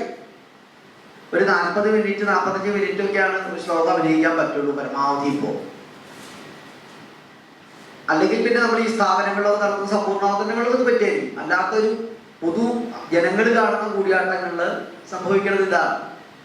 ഇപ്പൊ സൂക്ഷ്മാഭിനയം എന്ന് പറയുന്നതോ സവിസ്തരമായിട്ടുള്ള അഭിനയം എന്ന് പറയുന്നതൊക്കെ നഷ്ടമാകുകയും പ്രമേയത്തിന് പ്രാധാന്യം വരികയും ചെയ്യുന്നു. നാടകം സമ്പൂർണ്ണമാക്കി അവതരിപ്പിക്കുക എന്നുള്ള രീതിയിലേക്കാണ് മാറ്റം വരുന്നത്. അപ്പോൾ അതുകൊണ്ട് പുതിയ ചിട്ടപ്പെടുത്തലുകളിലൊക്കെ ഇത് നമുക്ക് ധാരാളം കാണാൻ സാധിക്കുന്നുണ്ട്. ഒരു പക്ഷേ ആട്ടപ്രകാരം എഴുതുമ്പോൾ സവിസ്തരമായിട്ട് എഴുതുന്നുണ്ടാവുമായിരിക്കും. പക്ഷെ രംഗത്ത് കാണുന്നത് ഇങ്ങനെ 1.5 അല്ലെങ്കിൽ 2 മണിക്കൂർ അല്ലെങ്കിൽ 2.5 മണിക്കൂറിന് പാകത്തിന് പാക്ഡ് ആയിട്ടുള്ള ഒരു കൂടിയാട്ടങ്ങളാണ് കാണുന്നത്. അപ്പൊ അതുകൊണ്ട് അത് നഷ്ടപ്പെടുന്നത് അതിന്റെ സവിസ്തരമായിട്ടുള്ള അഭിനയമാണ്. ഇതാരും കുറ്റമൊന്നുമില്ല. കാലത്തിന്റെ എന്താ പറയാ ഓഡിയൻസിനനുസരിച്ച് ചെയ്യേണ്ടി വരുന്ന കലാകാരന്റെ ഒരു നിവൃത്തിയില്ലായ്മയാണ്. അപ്പോ ഇതില് ഈ പഴയ കാലത്ത് ശരിക്കും ഞാൻ നേരത്തെ പറഞ്ഞ ഈ സിദ്ധാന്തങ്ങളുടെ ഒരു ഭാരമൊന്നും ഉണ്ടായിരുന്നില്ല. അപ്പൊ അതുകൊണ്ട് തന്നെ പ്രശ്നം അതിനെ പക്ഷെ കണ്ടെത്താനൊക്കെ പറ്റും. പഴയ അവതരണങ്ങളിൽ നമുക്ക് വേണമെങ്കിൽ പുതിയ രീതിയിൽ അതിനെയൊക്കെ വ്യാഖ്യാനിക്കാനുള്ള സാധ്യതകളും അതിലുണ്ട്. പക്ഷെ അതൊരു ഭാരമായിട്ട് മാറിയിട്ടില്ല. ഇപ്പൊ നമുക്കതൊരു ഭാരമായിട്ട് മാറുന്നുണ്ട്. പ്രത്യേകിച്ച് ഇപ്പോൾ വിദൂഷകൻ പോലെയൊരു കഥാപാത്രത്തിനെ രംഗത്ത് കൊണ്ടുവരിക അത്ര എളുപ്പമല്ല. പുതിയൊരു കാലത്തില് വിദൂഷകനെ കൊണ്ടുവരിക എന്ന് പറയുന്നത് എളുപ്പമല്ല. കാരണം ഈ പുതിയ സിദ്ധാന്തങ്ങൾക്കനുസരിച്ച് പുതിയ കാലത്ത് സ്ത്രീയെ വിമർശിക്കാൻ പാടില്ല, സ്ത്രീയുടെ അംഗവർണ്ണം നടത്താൻ പാടില്ല, അംഗപ്രത്യംഗവർണ്ണം. അപ്പോൾ ചിത്രം ചിത്രം ചിരിതലഗത സ്ഥായി നീകാവിദ്യുൽ എന്ന ശ്ലോകം ചൊല്ലി പറഞ്ഞു കഴിയുമ്പോഴേക്കും അത് അനുഭോജകാണെന്നാണ് പറയുന്നത്. ഇങ്ങനെ ഒരു സ്റ്റേജിൽ വെച്ച് ഇങ്ങനെ പരസ്യമായിട്ട് പറയുമ്പോൾ ഇത് വാക്കോട്ട് പറയുന്നത് മാത്രമേ ഉള്ളൂ. ഇത് തന്നെയാണ് അഭിനയിക്കുമ്പോൾ ചെയ്യണത്. പക്ഷെ അഭിനയിച്ച് ഞാൻ കുഴപ്പമില്ല. അത് കഥകളിന്റെ കൂടിയാടിന്റെ ഉദാത്തമായ അഭിനയമായിട്ടാണ് പറയുക. പക്ഷെ ഇത് വാക്കോട്ട് പറയുന്നതാണ് ഈ പ്രശ്നം ഉണ്ടാകുന്നത്. അപ്പോൾ അത് മറ്റേ മനസ്സിലാവാത്തോണ്ടാണോ അതോ എന്താന്ന് വെച്ചാൽ എന്തായാലും ഇതൊരു വലിയ പ്രശ്നമാണ്. പുതിയ കാലത്ത് വിദൂഷകൻ വാക്കെന്ന് പറയുന്നത് ഭയങ്കര പ്രശ്നം നേരിടുന്ന ഒരു കാലമാണ്. എങ്ങനെ നമ്മളിതിനെ പറയും? കാരണം ബോഡി ഷെയ്മിങ് എന്ന് പറയുന്ന വലിയ വലിയ പ്രശ്നങ്ങളൊക്കെ ഉണ്ട്. അപ്പോ ഇതൊക്കെ കലാകാരനെ സംബന്ധിച്ചിടത്തോളം വലിയ ബ്ലോക്കുകളായിട്ട് വരുന്നു ഇപ്പോ പുതിയ കാലത്ത്. അപ്പോൾ പഴയ കാലത്ത് പൊതുവെ ഈ നടന്മാരെ കുറിച്ചുള്ളൊരു ആക്ഷേപമുള്ളവർ വേറെ ഒന്നും കാണില്ല, വേറെ ഒന്നും നോക്കില്ല. അവരുടെ കാര്യങ്ങൾ മാത്രം നോക്കിയിട്ട് എപ്പോഴും അവരുടെ ആട്ടപ്രകാരം ഇതൊക്കെ നോക്കണം. എനിക്കോട് ചിലപ്പോൾ ഇതുകൊണ്ടായിരിക്കും ഇപ്പൊ സംശയം തോന്നുന്നത്. കാരണം പുറത്തേക്ക് പോയ പ്രശ്നം അത്രയും അറിവുകളൊക്കെ വരണോട് കൂടിയിട്ട് വലിയ ബ്ലോക്കായിട്ട് വരുന്നത് കഴിച്ചിട്ടാണെന്ന് നോക്കാത്ത സംശയമായിട്ട് ഇപ്പൊ എന്തായാലും. അപ്പൊ ഇത് അറിയേണ്ടതാണോ? ഇത്തരം ഒരു സമൂഹ ജീവി എന്നുള്ള രീതി ഇതിനെ കുറിച്ചൊക്കെ അറിവുണ്ടാവേണ്ടതാണ്, തീർച്ചയായിട്ടും അറിയേണ്ടതാണ്. പക്ഷെ പെർഫോമൻസ് എന്ന് പറയുന്നത് വേറൊരു തലമാണ്. നേരത്തെ നടമാഷ് പറഞ്ഞ പോലെ യഥാർത്ഥ ജീവിതവുമായിട്ട് അതിന് പ്രത്യേകിച്ച് ബന്ധമൊന്നുമില്ല. പെർഫോമൻസ് വേറൊരു രീതിയിൽ. അപ്പോൾ അത്തരം വിമർശനങ്ങളെ നമ്മൾ ആ രീതിയിൽ കാണാൻ പറ്റിയാൽ മാത്രമാണ് കലാകാരന് ആ രീതിയിൽ അതിലേക്ക് ഇടപെടാൻ സാധിക്കുള്ളൂ. ഇപ്പോ MT കുറിച്ച് ധാരാളം വിമർശനങ്ങൾ വന്നുകൊണ്ടേയിരിക്കുകയാണ് ഇപ്പോൾ. പക്ഷെ ഇത് കലയിലും സാഹിത്യത്തിലൊന്നും ഇതൊരു യഥാർത്ഥ ലോകത്തിലെ വിഷയവുമായിട്ട് നേരിട്ട് അതിനെ ബന്ധപ്പെടുത്താത്ത പ്രശ്നങ്ങളാണ് ഈ സംഭവിക്കുന്നത്. അപ്പോ പക്ഷെ ആധുനികമായിട്ട് ചിട്ടപ്പെടുത്തുമ്പോൾ അത്തരം കാര്യങ്ങളിലേക്കൊക്കെ നമ്മളുടെ മനസ്സിങ്ങനെ അത് വേണോ വേണ്ടേ. ഇപ്പൊ ഞാൻ തന്നെ പ്രതിമ അംഗത്തിലെ മൂന്നാമത്തെ ചിട്ടപ്പെടുത്തിയപ്പോ അതില് ഭരതൻ ഈ പ്രതിമ കണ്ട് ദശരഥനാണെന്ന് അറിയുന്നതോട് കൂടിയിട്ട് മോഹിച്ച് വീഴുകയാണ്.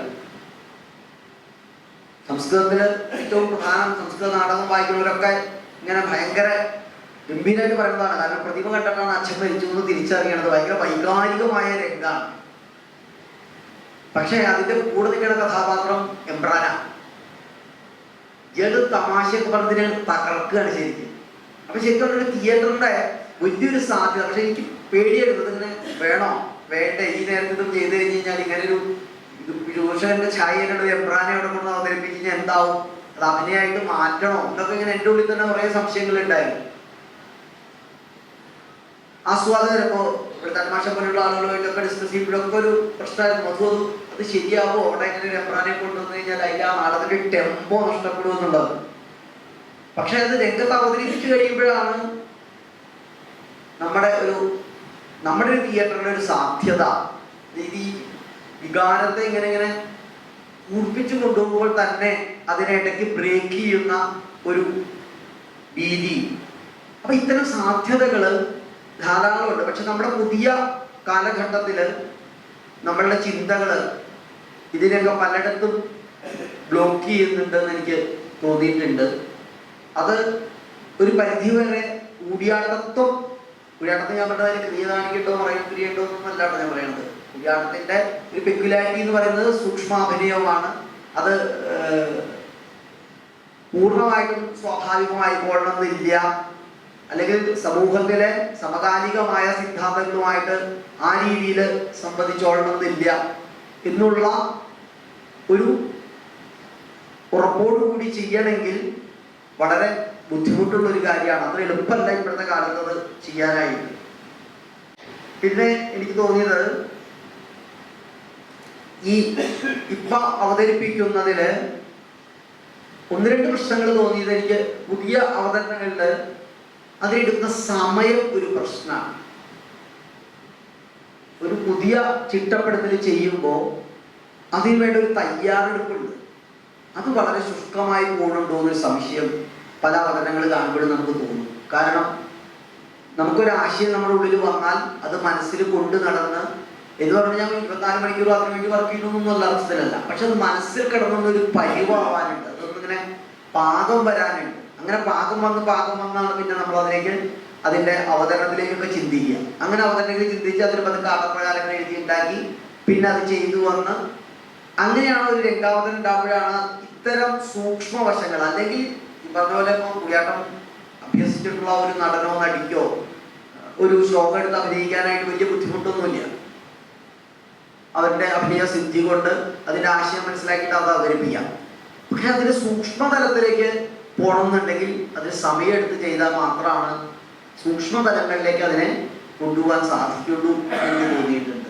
പക്ഷെ അതിൻ്റെ ഒരു കുറവ് പല പുതിയ അവതരണങ്ങളിലും കാണാൻ സാധിക്കുന്നുണ്ട്. അങ്ങനെ ഒരു തുടർച്ചയായ ചിന്തകളോ ഒന്നുമില്ലാതെ പെട്ടെന്ന് ഒരു രംഗാവതരണം നടത്തുമ്പോഴത്തേക്ക് പ്രശ്നങ്ങൾ പലപ്പോഴും തോന്നാറുണ്ട്. ചിലപ്പോൾ എൻ്റെ തോന്നലായിരിക്കുമല്ലോ. പിന്നെ ഈ പുതിയ ചിട്ടപ്പെടുത്തലുകൾ ഞാൻ നേരത്തെ പറഞ്ഞ പോലെ കലാകാരന്മാരെ സംബന്ധിച്ചോളം അവർ പല പരീക്ഷണങ്ങളും അവർ നടത്തുന്നുണ്ട്. ഇതൊക്കെ ഒരു പക്ഷേ അവർ തന്നെ ഇഷ്ടപ്പെട്ടുകൊണ്ടായിക്കൊള്ളുന്നില്ല, അവരുടെ നിലനിൽപ്പിന്റെ ഭാഗം കൂടിയാണ്.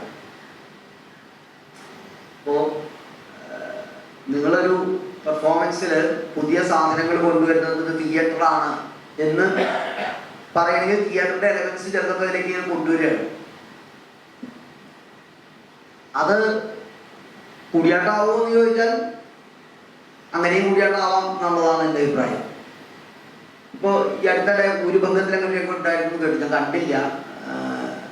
ദുര്യോധനൻ മരിച്ചു കഴിയുമ്പോൾ എണീറ്റ് അതുപോലെ ആക്ടർ അണിയറയിലേക്ക്, ആളുകളുടെ മുമ്പിൽ കൂടെ അണിയറയിലേക്ക് എണീറ്റ് പോകുന്നു. ഇത് കൂടിയാട്ടത്തിന്റെ പഴയ സമ്പ്രദായം അനുസരിച്ച് ശരിയല്ല. കാരണം ബാലിയുടെ മരണത്തിലൊക്കെ യോനിയെ പിടിച്ചിട്ട് അഴിച്ചു വെച്ചിട്ട് നടനങ്ങൾ പോകാൻ നല്ല യോനിക മൂടിയിടുക എന്നുള്ളതാണ്. പക്ഷെ അതൊരു തിയേറ്റർ എലമെന്റ് ഉപയോഗിക്കുകയാണ്. അതിന് വേണമെങ്കിൽ ഒരു കൺസെപ്റ്റൊക്കെ ഉണ്ടാവാം. ആത്മാവ് പോണു, പ്രാണൻ അവിടെ കിടക്കുന്നു, അല്ല ബോഡി അവിടെ കിടക്കുന്നു എന്നുള്ള ഒരു കൺസെപ്റ്റ് ഒക്കെ ഉണ്ടാവും. അപ്പൊ ഞാൻ പറഞ്ഞു ഇതൊന്നും തെറ്റോ ശരിയോ എന്നുള്ളതല്ല. ഇത് ഓരോ കലാകാരനും കലാകാരിയും അവരുടെ നിലനിൽപ്പിന്റെ ഭാഗമായിട്ടും അവരുടെ പുതിയ ആശയത്തിന്റെ ഭാഗമായിട്ടും ഒക്കെ ഇത്തരം പരീക്ഷണങ്ങൾ അതിൽ കൊണ്ടുവരാനുള്ള ശ്രമം നടത്തുകയാണ്. ഇനി അഥവാ അത് തെറ്റാണെങ്കിൽ പോലും കുറ്റം പറയാൻ പറ്റാത്തതാണ്. കാരണം വെച്ചാൽ കൂടിയാട്ടം നേരിടുന്നത് അത്ര ഭീകരമായ ഒരവസ്ഥയാണ്. കലാകാരന്റെ നിലനിൽപ്പ് എന്ന് പറയുന്നത് ഇപ്പോഴും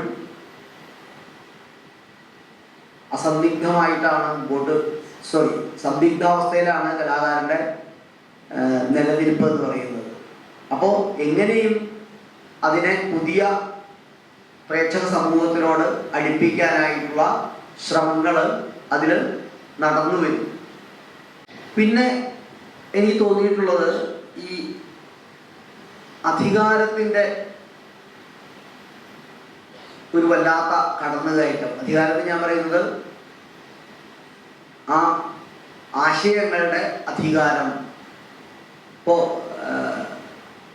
സംസ്കൃത യൂണിവേഴ്സിറ്റിയിൽ സ്കറിയ മാഷ് പലപ്പോഴും പറയാറുണ്ട്, ഫിസിക്സിലൊരു പ്രശ്നം വന്നു കഴിഞ്ഞാൽ, ഒരു അഭിപ്രായ വ്യത്യാസം ഉണ്ടായി കഴിഞ്ഞാൽ അതിനെക്കുറിച്ച് ചർച്ച ചെയ്യുക ഫിസിക്സിനുമായിട്ട് ബന്ധപ്പെട്ട ആളുകളെ ചർച്ച ചെയ്യുള്ളൂ. പക്ഷെ സാഹിത്യത്തിലാണെങ്കിൽ ആദ്യം ചർച്ച ചെയ്യാം എന്ന് പറഞ്ഞാലാണ് കൂടിയാട്ടത്തിൻ്റെ കാര്യം. കൂടിയാട്ടത്തിൽ ആർക്ക് വേണ്ടി ചർച്ച ചെയ്യാം? കൂടിയാട്ടം പറഞ്ഞൊന്നുമില്ല. അവരവരുടെ സിദ്ധാന്തങ്ങളുടെ അവരുടെ ചില മീറ്ററുകൾ അവരുടെ കയ്യിലുണ്ട്. ആ മീറ്റർ വെച്ചിട്ട് ഇതിനെ അളക്കുകയാണ്. അപ്പൊ അങ്ങനെ അളക്കുമ്പോൾ പലപ്പോഴും കലാകാരന്മാരെ സംബന്ധിച്ചിടത്തോളം അവരുടെ ഈ വാക്കുകളുടെ വല്ലാത്ത ഒരു തിളക്കത്തിൽ അറിയാണ്ട് നമ്മൾ അതിൽ അകപ്പെട്ടു പോകും. അത് ശരിയാണല്ലോ പറയണത് എന്ന് തോന്നലോട് കൂടിയിട്ട് നമ്മുടെ സ്വാതന്ത്ര്യമൊക്കെ പോവുകയാണ്. ഇപ്പൊ എനിക്ക് തോന്നുന്നു നമ്മള് ആ ഈ ഫസ്റ്റ് സോഴ്സിൽ നിന്ന് നമുക്ക് വിവരങ്ങൾ കിട്ടുകയാണ് വേണ്ടത്, അല്ലെങ്കിൽ സെക്കൻഡ് സോഴ്സിലേക്ക് കിട്ടും. നമ്മള് ഈ സെക്കൻഡ് സോഴ്സിൽ നിന്ന് കിട്ടുന്ന വിവരങ്ങൾ വെച്ചിട്ടാണ് ഈ ആളുകൾ പറയുന്നത്. അതിൽ നിന്നും പിന്നെ അവര് പറയണ കേട്ടിട്ട് അതിനനുസരിച്ച് കൂടിയാട്ടത്തിന്റെ അവതരണത്തിലേക്ക് പോകുമ്പോഴത്തെ പ്രശ്നങ്ങളാണ് പ്രധാനമായിട്ട് നേരിടുന്നത്. അപ്പൊ അതുകൊണ്ട് പുതിയ അവതരണങ്ങളിൽ എന്താണ് അതിൻ്റെ പ്രത്യേകതകൾ എന്ന് ചോദിച്ചാൽ എനിക്ക് തോന്നിയ പ്രത്യേകതകൾ ഈ രീതിയിലാണ്. അതായത് ഒന്ന്, ഈ പുതിയ ആശയങ്ങളുടെ, പ്രത്യേകിച്ച് അക്കാദമികമായ പുതിയ ആശയങ്ങളുടെ അല്ലെങ്കിൽ വാദങ്ങളുടെ ഒക്കെ ഭാരം തലയിലേറ്റിയിട്ടാണ് പുതിയ നടീനടന്മാര് രംഗാവതരണത്തിലേക്ക് കിടക്കുന്നത്. രണ്ട്, പ്രമേയപരമായിട്ടുള്ള വല്ലാത്ത ഒരു അതിനോടുള്ള കടപ്പാടെന്നോ അല്ലെങ്കിൽ എന്താ പറയുക, അതിനുള്ള വിധേയത്വം ഭയങ്കരമായിട്ടുണ്ട്. കൂടിയാട്ടം പോലുള്ള ഫോം അങ്ങനെ വേണ്ടത് ഒന്നും ആണെന്ന് എനിക്ക് തോന്നണില്ല. കൂടിയാട്ടത്തിന് അങ്ങനെ നിന്നാൽ നിങ്ങൾക്ക് ഇപ്പൊ ഞാൻ പറഞ്ഞ ഒരു നാടകക്കാരനോട് മത്സരിച്ചുകൊണ്ട് ഒരു കൂടിയാട്ടം ചെയ്യാൻ പറ്റില്ല. കാരണം നാടകത്തിന് വേറെ കുറേ സാധ്യതകളുണ്ട്. അപ്പോൾ ആശയങ്ങളെ ഇപ്പോൾ സ്ത്രീപക്ഷവാദമായാലും ദളിത്വാദമായാലും അല്ലെങ്കിൽ ജനാധിപത്യ ബോധത്തെ കുറിച്ചായാലും മതതീവ്രവാദത്തിനെ കുറിച്ചായാലും ഒക്കെ തന്നെ നിങ്ങൾ പറയുന്നേക്കാൾ എത്രയോ ഭംഗിയായിട്ട് കണ്ടംപററി തിയേറ്ററിന് അവതരിപ്പിക്കാൻ പറ്റും. അതിൻ്റെ മുമ്പിൽ കൂടിയാട്ടത്തിൽ പിടിച്ചു നിൽക്കാൻ പറ്റുമെന്ന് എനിക്ക് തോന്നുന്നില്ല. അപ്പൊ കൂടിയാട്ടത്തിന്റെ പ്രത്യേകത എന്ന് പറയുന്നത് അതിൻ്റെ സൂക്ഷ്മമായ ഇതൊന്നും ഇതിൻ്റെ ബോധമൊന്നും നടനോ നടിക്കോ വേണ്ട എന്നുള്ളതല്ല. പക്ഷെ നമ്മൾ ഒരു കൂടിയാട്ടം ചിട്ടപ്പെടുത്തുമ്പോൾ നമ്മളുടെ ശ്രദ്ധ വേണ്ടത് അതിൻ്റെ സൂക്ഷ്മാഭിനയത്തിലേക്ക് കൊണ്ടുപോകാൻ സാധിക്കുന്നുണ്ടോ എന്നുള്ളതാണ്.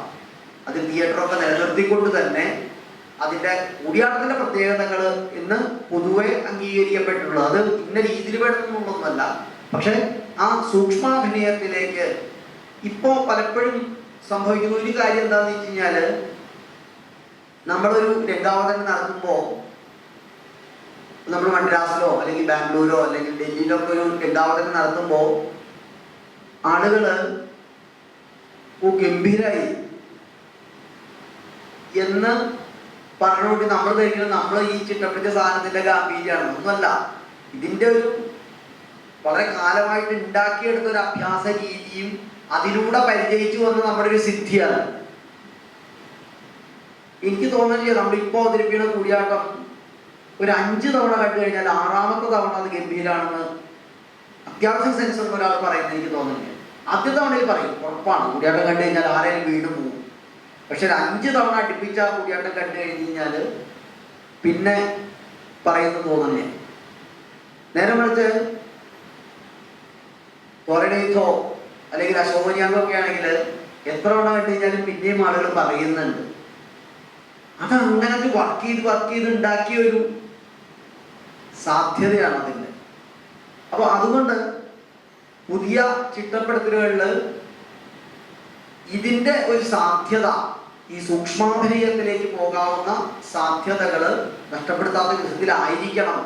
തീർച്ചയായിട്ടും സാഹചര്യങ്ങളുടെ സമ്മർദ്ദമൊക്കെ നമ്മുടെ ഉള്ളിലുള്ളപ്പോൾ തന്നെ അത് സംരക്ഷിച്ചുകൊണ്ടായിരിക്കണം നമ്മളെ പുതിയ കൂടിയാട്ടം. ഒരുപക്ഷെ ഞാൻ പറഞ്ഞ പോലെ അരങ്ങത്ത് എത്രമാത്രം പ്രായോഗികമാവുമെന്ന് അറിയില്ല. എങ്കിലും പറ്റുന്ന സന്ദർഭങ്ങളിലൊക്കെ നമ്മൾ പരമാവധി അതിനെ സംരക്ഷിച്ചുകൊണ്ട് വേണം കൂടിയാട്ടം ചെയ്യാനായിട്ട്. അപ്പോൾ പ്രത്യേകതകളെന്നുള്ള രീതിയിൽ എനിക്ക് തോന്നിയിട്ടുള്ളതൊക്കെ തന്നെയാണ് ഈ പ്രമേയത്തിൻ്റെ പ്രാധാന്യവും, രണ്ടാമത്തത് ഇത്തരം സിദ്ധാന്തങ്ങളുടെ പിൻബലത്തിൽ അല്ലെങ്കിൽ സിദ്ധാന്തങ്ങളുടെ വിധേയമായിട്ട് നമ്മുടെ ചിന്തകൾ പോകുന്നതോട് കൂടിയിട്ട് നമ്മുടെ സാധ്യതകൾ കുറച്ച് കുറയുന്നുണ്ടോ എന്നുള്ളൊരു സംശയവും എനിക്ക് തോന്നുന്നുണ്ട്. അത് ഞാൻ നേരത്തെ പറഞ്ഞ പോലെ ആരുടെയും കുറ്റമൊന്നുമല്ല, അല്ലെങ്കിൽ നിങ്ങൾ ചെയ്യുന്നത് തെറ്റാണെന്നുള്ള അഭിപ്രായം എനിക്കില്ല.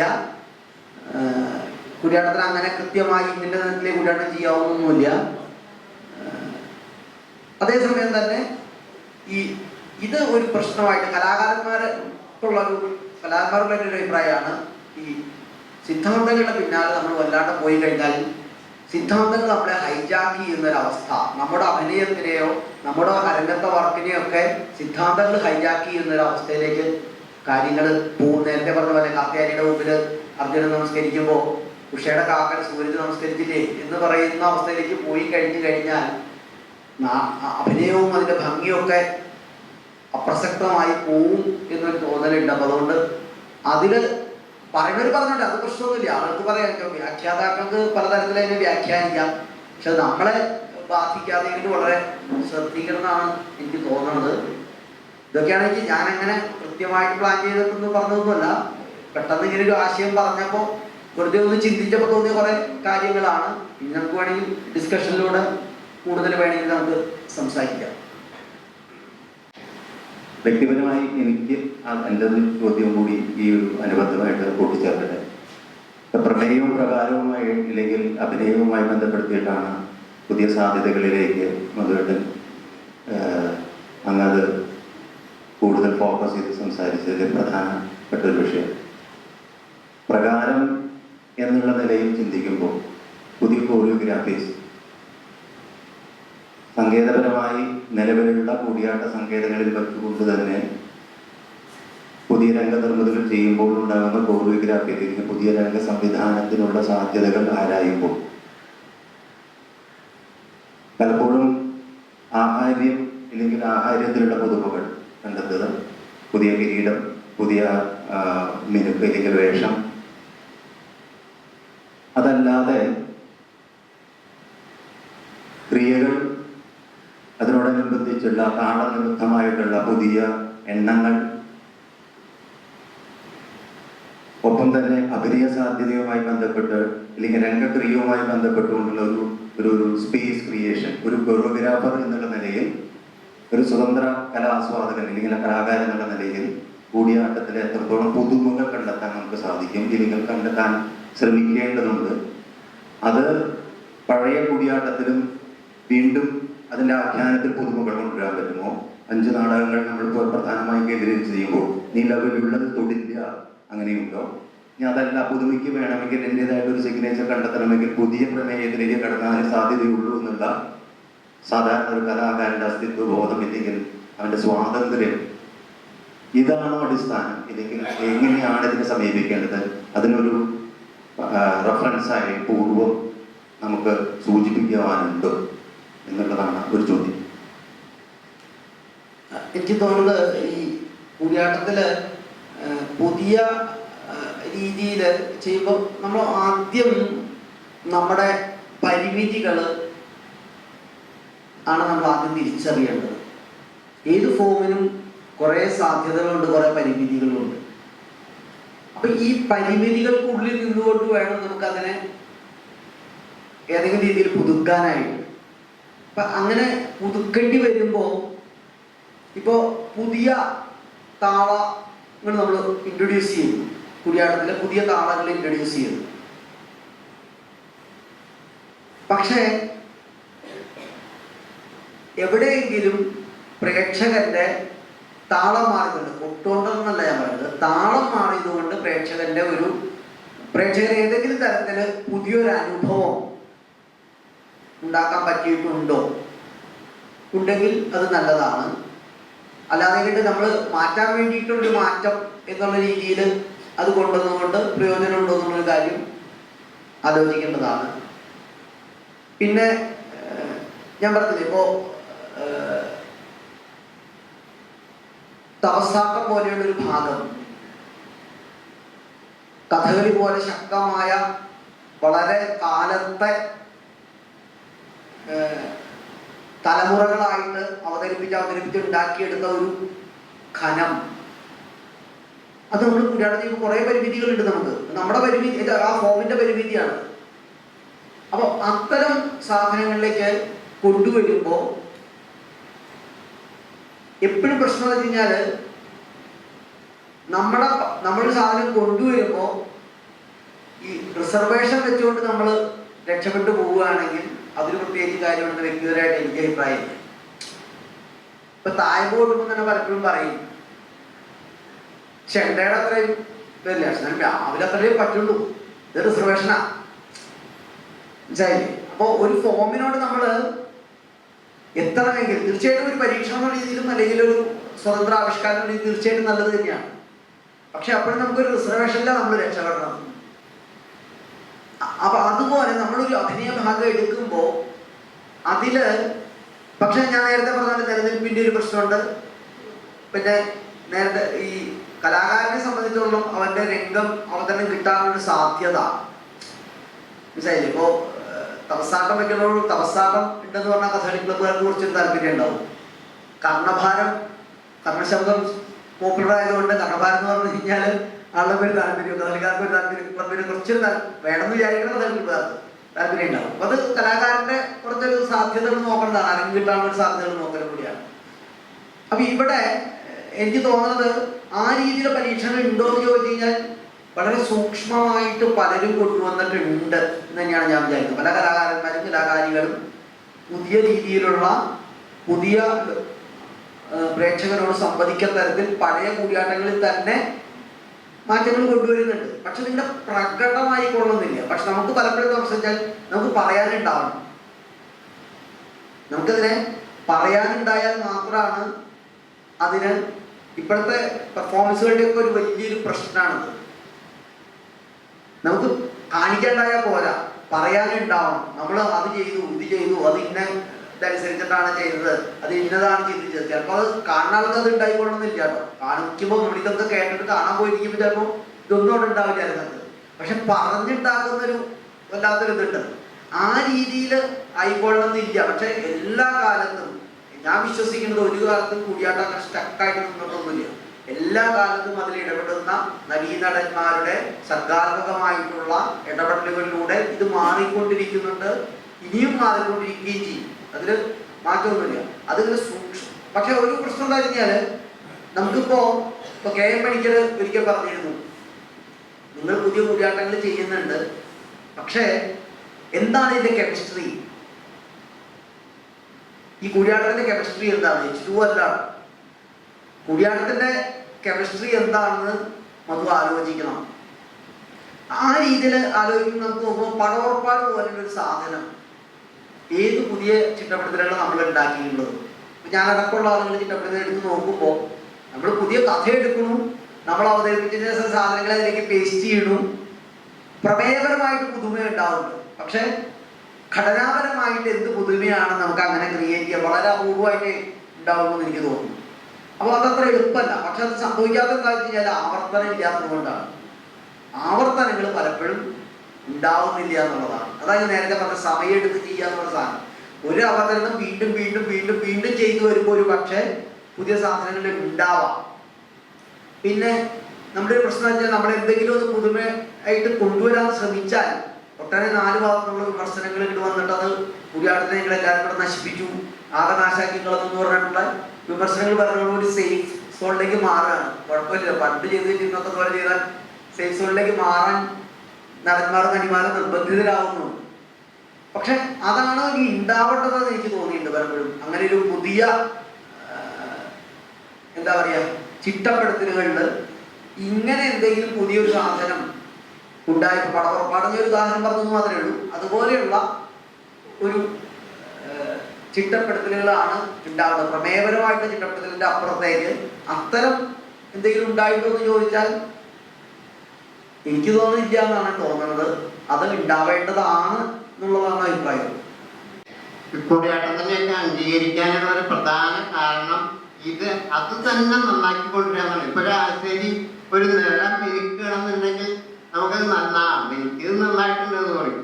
പിന്നെ അതിലും കുറച്ചും കൂടി മിനുക്കാൻ അതിനും ഭംഗി ഉണ്ടാവും. അതാണ് ഈ കൂടിയാട്ടത്തിന്റെ ഭംഗി എന്ന് പറയുന്നത്. അപ്പൊ പുതിയത് കൊണ്ടുവന്നൊരു വിഷയമല്ല. പുതിയത് കൊണ്ടുവരുന്നത് കഥ എത്രയോ നമുക്ക് കഥകൾ അവൈലബിളാണ്, അത് വേണമെങ്കിൽ കൊണ്ടുവരാം. പക്ഷെ ആ ചെയ്തത് തന്നെ ചെയ്ത് മിനുക്കുക എന്നുള്ളതാണ് ശരിക്കും ആ കൂടിയാട്ടത്തിന്റെ ഗമ. അതെന്നോട് 2 ചോദ്യങ്ങൾ.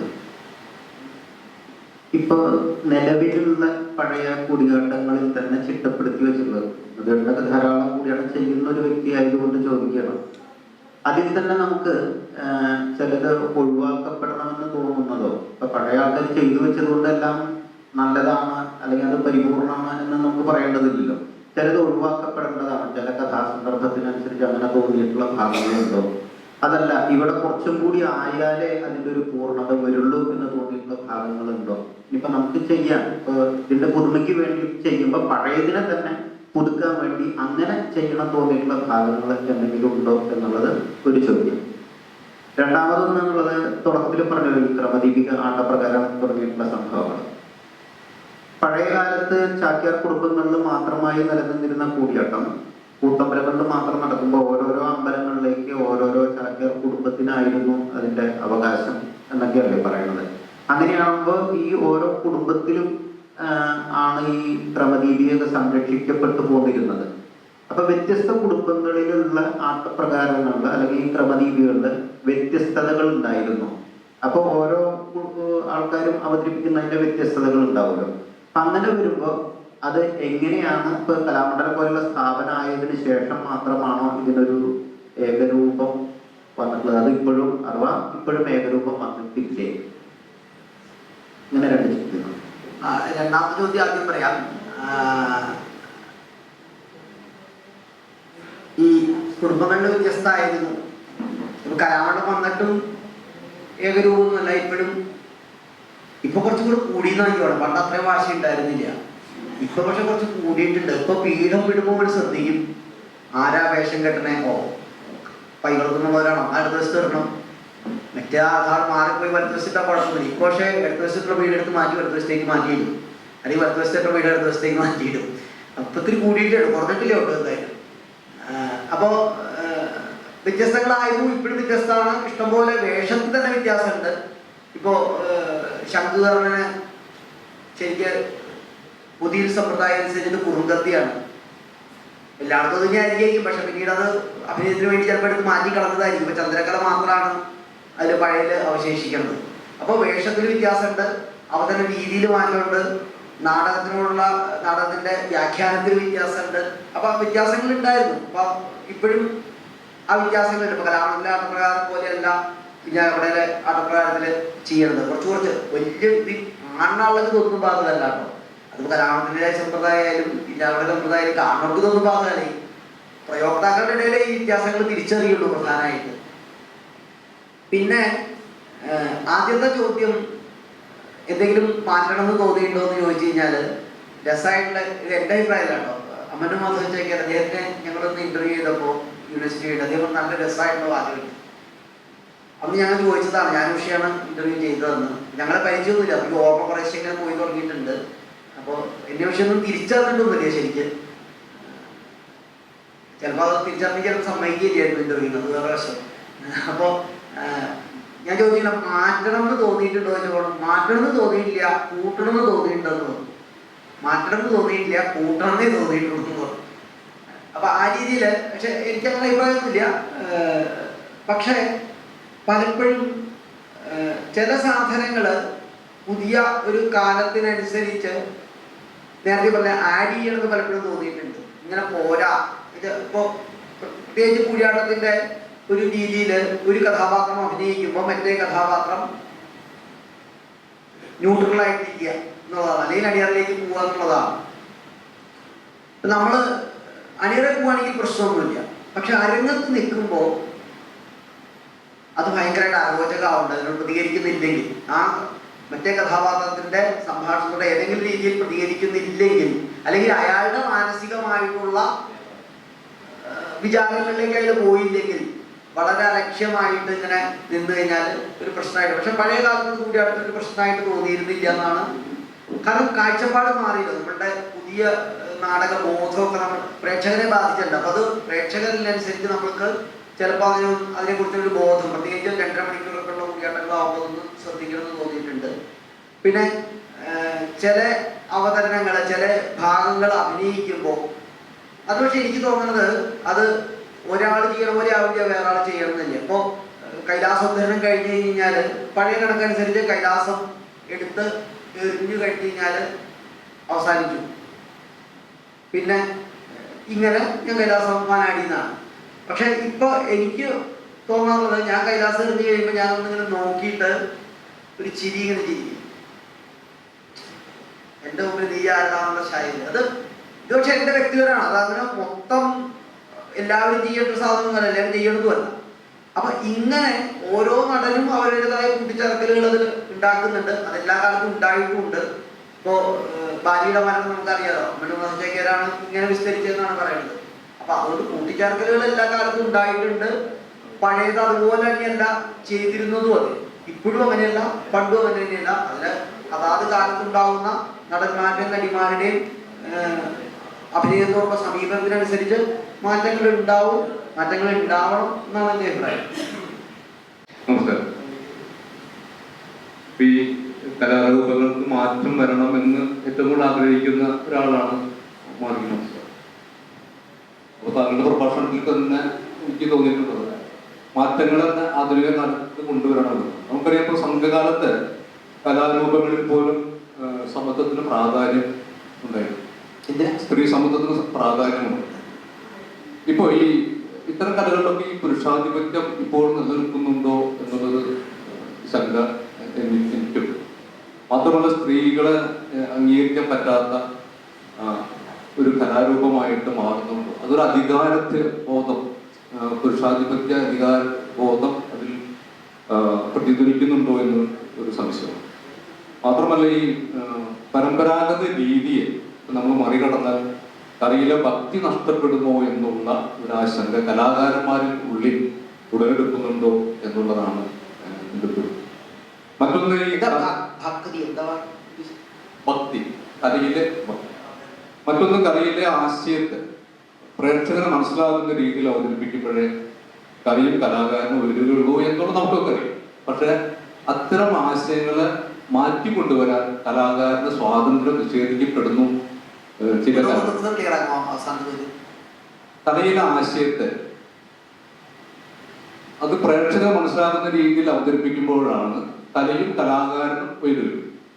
പക്ഷെ അത്തരം സ്വാതന്ത്ര്യത്തെ നിഷേധിക്കുന്നുണ്ടോ പരമ്പരാഗതമായിട്ടുള്ള കല എന്നുള്ള ഒരു സംശയമുണ്ട്. അതൊന്ന് വിശദീകരിക്കും. കുറേ ചോദ്യങ്ങൾ ചോദിച്ചൊരു പ്രശ്നമുണ്ട്. ഒന്ന് സ്ത്രീ സ്വാതന്ത്ര്യമാണ്. പിന്നെ എന്തായാലും രണ്ടാമത്തെ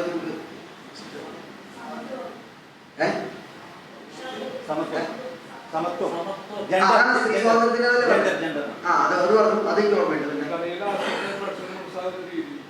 അതിനാണ് അവസാനത്തെ ചോദ്യം. പിന്നെ ഭാഗതി 3 ചോദ്യങ്ങളാണല്ലോ അല്ലേ? എനിക്ക് ആദ്യത്തെ പറയാനുള്ളത് ഈ സ്ത്രീ സ്വാതന്ത്ര്യം, പുരുഷാധിപത്യം അല്ലെങ്കിൽ ആണധികാരം ഉണ്ടോ എന്ന് ചോദിച്ചു കഴിഞ്ഞാൽ തീർച്ചയായിട്ടും ഉണ്ട് എന്ന് തന്നെയാണ് എൻ്റെ അഭിപ്രായം. പക്ഷെ അത് കൂടിയാട്ടത്തിൽ മാത്രമല്ല, നമ്മുടെ വീട്ടിൽ മുതൽ സമൂഹത്തിൽ മുതൽ എല്ലാവർക്കുള്ള ആണധികാരം കൂടിയാട്ടത്തിലും ഉണ്ട് എന്നുള്ള കാര്യത്തിൽ യാതൊരു സംശയമില്ല. അത് മറികടക്കുകയും ചെയ്യും, മറികടക്കേണ്ടതുമാണ്. പക്ഷേ എന്താ പ്രശ്നം എന്ന് വെച്ച് കഴിഞ്ഞാൽ നമുക്കിപ്പോൾ പലപ്പോഴും സംഭവിക്കുന്നത്, നമ്മളെ സ്കൂളിൽ പഠിപ്പിക്കുമ്പോഴുള്ള പ്രശ്നമുണ്ട്. എതിർലിംഗം, പുരുഷന്റെ എതിർലിംഗമാണ് സ്ത്രീ എന്ന് പഠിപ്പിക്കുന്നതിന്റെ പ്രശ്നമാണ് ഈ വലിയ പ്രശ്നമായിട്ട് നിൽക്കുന്നത്. എതിർലിംഗം അല്ല, എതിരല്ല ശരിക്കും പുരുഷനും സ്ത്രീയും. അപ്പോൾ അതുകൊണ്ട് തീർച്ചയായിട്ടും സമൂഹത്തിലുള്ള അധികാരം കലയിലും ഉണ്ടാവും എന്നുള്ള കാര്യം സംശയമില്ല. പക്ഷെ അതേസമയം തന്നെ മറ്റു കലകളെ വെച്ചു നോക്കിക്കഴിഞ്ഞാൽ കൂടിയാട്ടം സ്ത്രീകൾക്ക് കൂടുതൽ സ്വാതന്ത്ര്യം നൽകുന്ന കലാരൂപമാണെന്നാണ് എൻ്റെ അഭിപ്രായം. കാരണം കഥകളി, കൃഷ്ണാട്ടം മുതലുള്ള പിന്നത്തെ കലാരൂപങ്ങൾ നോക്കിയാൽ അവർക്ക് രംഗപ്രവേശം തന്നെ കൊടുത്തിരുന്നില്ല. ഇത് റിസർവേഷൻ ആണെങ്കിൽ പോലും, പെർസെൻറ്റേജിൽ കുറവുണ്ടെങ്കിൽ പോലും രംഗപ്രവേശം ഉണ്ടായിരുന്നു എന്നുള്ളതുകൊണ്ട് കൂടിയാട്ടത്തിനെ ആ രീതിയിൽ നമുക്കതിനെ കുറ്റപ്പെടുത്താൻ പറ്റില്ല. പിന്നെ നിലവിൽ ആധുനിക കാലത്ത് ഏറ്റവും കൂടുതലുള്ളത് സ്ത്രീകളാണ്. കൂടിയാട്ടത്തിൽ ഏറ്റവും കൂടുതലുള്ളത് കലാകാരികളാണ്, കലാകാരന്മാരല്ല. അത് നമ്മൾ തിരിച്ചറിയുന്നില്ല. പിന്നെ എല്ലാ വിധത്തിലുള്ള റിസർവേഷനും അവർക്കിപ്പോൾ കിട്ടുന്നുണ്ട്. പലതരത്തിലാണ്. ഒന്ന്, സമൂഹം ആണധികാരമായതുകൊണ്ട് തന്നെ സ്ത്രീകളിലുള്ള ഒരു കൺസിഡറേഷൻ ഉണ്ട്. 2, സംഘാടകർക്ക് എളുപ്പമുള്ളത് കൊണ്ട് കൂടിയാട്ടം നടത്തണമെങ്കിൽ 12 പേരെ കൊണ്ടിരണം, നങ്ങ്യാർകൂത്ത് നടത്താൻ 5 ആൾ മതി. അതുകൊണ്ട് തന്നെ എളുപ്പമുണ്ട്. 3, നൃത്തത്തിന് കിട്ടിയിരുന്ന വല്ലാത്തൊരു പ്രാധാന്യം. ഞാൻ ഉദ്ദേശിച്ച ഭരതനാട്യം, മോഹിനിയാട്ടം പോലുള്ള നൃത്തത്തിന്, നങ്ങ്യാർകൂത്തിനെ ഏറെക്കുറെ അതിൻ്റെ അടുത്തേക്കാണ് കൊണ്ടുവന്ന് വെച്ചിട്ടുള്ളത്. നൃത്തമായിട്ട് തന്നെയാണ്. നൃത്തത്തിൽ ഡാൻസ് ചെയ്യണമെന്നുള്ള അർത്ഥത്തിലല്ല, ഞാൻ പറഞ്ഞ കാറ്റഗറിയിലേക്കാണ് പ്ലേസ് ചെയ്യുന്നത്. അപ്പൊ അതുകൊണ്ടൊക്കെ തന്നെ ധാരാളം സാധ്യതകൾ. ഇനി ലിസ്റ്റ് എടുത്ത് നോക്കി കഴിഞ്ഞാൽ, പെർഫോമൻസിന്റെ ലിസ്റ്റ് എടുത്ത് നോക്കിയാൽ, കൂടിയാട്ടം, നങ്ങ്യാർകൂത്ത് ലിസ്റ്റ് എടുത്ത് നോക്കി കഴിഞ്ഞാൽ, ഒരു കൊല്ലം കേരളത്തിൽ നടക്കുന്ന രംഗാവതരണങ്ങൾ എടുത്ത് നോക്കിയാൽ ഏറ്റവും കൂടുതൽ ഉണ്ടാവും നങ്ങ്യാർകൂത്തായിരിക്കും കൂടിയാട്ടത്തെക്കാളേറെ. അപ്പോൾ ആ തരത്തിൽ എന്ന് വെച്ചാൽ അധികാരത്തിന്റെ പ്രശ്നങ്ങൾ അവിടെ കിടക്കുന്നുണ്ടില്ല എന്നല്ല, കൂടിയാട്ടമായിട്ട് ചെയ്യുമ്പോൾ അധികാരത്തിന്റെ പ്രശ്നങ്ങളുണ്ട്. പക്ഷെ അതിന് സ്വയം അവർ തന്നെ അതിന് മാർഗങ്ങൾ കണ്ടെത്തുകയാണ്. ഇപ്പോൾ സ്ത്രീ വേഷക്കാര് ഏറ്റവും രസകരമായിട്ടൊരു കാര്യം വെച്ചാൽ 2 തരത്തിലാണ് നമ്മളതിനെ സമീപിക്കുമ്പോൾ. അവരതിനെ മറികടക്കാനായിട്ട്, സ്ത്രീകൾ തന്നെ അതിനെ മറികടക്കാൻ എടുക്കുന്ന 2 മാർഗങ്ങളാണ്. നിങ്ങൾ കേരളത്തിൽ അവതരിപ്പിക്കുമ്പോൾ അത് നങ്ങ്യാർകൂത്താണ്. അതൊരു സ്വതന്ത്ര കലാരൂപമായി വളർന്ന് വികസിച്ച ഒരു കലാരൂപമാണ്. കേരളത്തിന് പുറത്തേക്ക് പോയാൽ നിങ്ങളത് കൂടിയാട്ടാണ്. നിങ്ങളെടുത്ത് നോക്കുള്ളൂ, ഏത് അഡ്വർടൈസ്മെന്റ് എടുത്ത് നോക്കുള്ളൂ, നങ്ങ്യാർകൂത്ത് എന്ന് പറഞ്ഞിട്ട് 1500 വർഷം പഴക്കമുള്ള സംസ്കൃത നാടകമായ കൂടിയാട്ടം എന്ന് പറഞ്ഞിട്ടാണ് അതിന് ഇൻട്രൊഡ്യൂസ് ചെയ്യുക.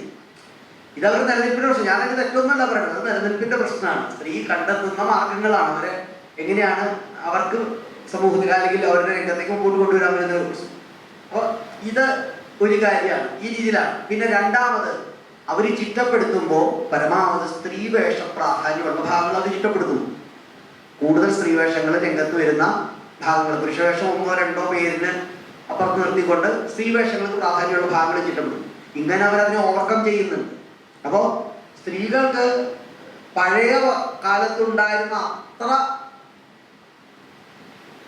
എന്താ പറയുക പ്രശ്നങ്ങൾ ഇപ്പം ഇല്ലാന്നാണ് വ്യക്തിപരമായിട്ട് എൻ്റെ അഭിപ്രായം. തീർച്ചയായിട്ടും സമൂഹത്തിലുള്ള ആ സന്തുലിതാവസ്ഥ ഇല്ലായ്മ കലയിലും കാണുന്നുള്ള കാര്യം സംശയമൊന്നുമില്ല. പക്ഷേ ഒരു പരിധി വരെയൊക്കെ അതിനെ ഓവർകം ചെയ്യാൻ കൂടിയാട്ടത്തിലെ സ്ത്രീ വേഷക്കാർക്ക് സാധിച്ചിട്ടുണ്ടെന്നാണ് എൻ്റെ അഭിപ്രായം. മാത്രമല്ല, കൂടിയാട്ടത്തിൻ്റെ പ്രകടനത്തിൽ ഒരു കൂടിയാട്ടത്തിൻ്റെ ഒരു സെമിനാർ വെച്ച് നോക്കും, അല്ലെങ്കിൽ ഒരു കൂടിയാട്ടം രംഗാവതരണം വെച്ച് നോക്കുന്നു, അതിലൊരു നങ്ങ്യാർകൂത്ത് ഉണ്ടാവും. പക്ഷെ ഒരു നങ്ങ്യാർകൂത്ത് ഫെസ്റ്റിവൽ വെച്ചോളൂ, അതിലൊരു കൂടിയാട്ടം ഉണ്ടാവില്ല. ഞാൻ വളരെ യാഥാർത്ഥ്യമുള്ള കാര്യം പറയട്ടെ. അപ്പൊ അതുകൊണ്ട് എല്ലാ തരത്തിലും അവർക്ക് കൺസിഡറേഷൻ തീർച്ചയായും കിട്ടുന്നതാണ്. ഒരു കാലത്ത് ധാരാളം അവഗണന അനുഭവിച്ച ഒരു സമൂഹം എന്നുള്ള രീതിയിൽ സ്ത്രീകൾക്ക് പ്രാധാന്യം കിട്ടുന്നത് ആവശ്യമാണെന്ന് വിശ്വസിക്കുന്ന ഒരാൾ തന്നെയാണ് ഞാൻ. പക്ഷെ അതിനെ നമ്മൾ തിരിച്ചറിയാതെ കണ്ട് നമ്മൾ സ്ഥിരം ഇതേ വാദം ഉന്നയിക്കുകയാണ്. ഇപ്പൊ കഴിഞ്ഞ ദിവസമാണ് ഇവിടെ വന്നപ്പോൾ ബഹുമാനപ്പെട്ട മന്ത്രി ഇവിടെ പറയുന്നത്, കൂടിയാട്ടം ആളുകൾ കാണണ്ടേ, ഇങ്ങനെ അമ്പലത്തിൽ വെച്ചാൽ മതിയോ? എനിക്ക് സങ്കടം തോന്നി സത്യത്തിൽ.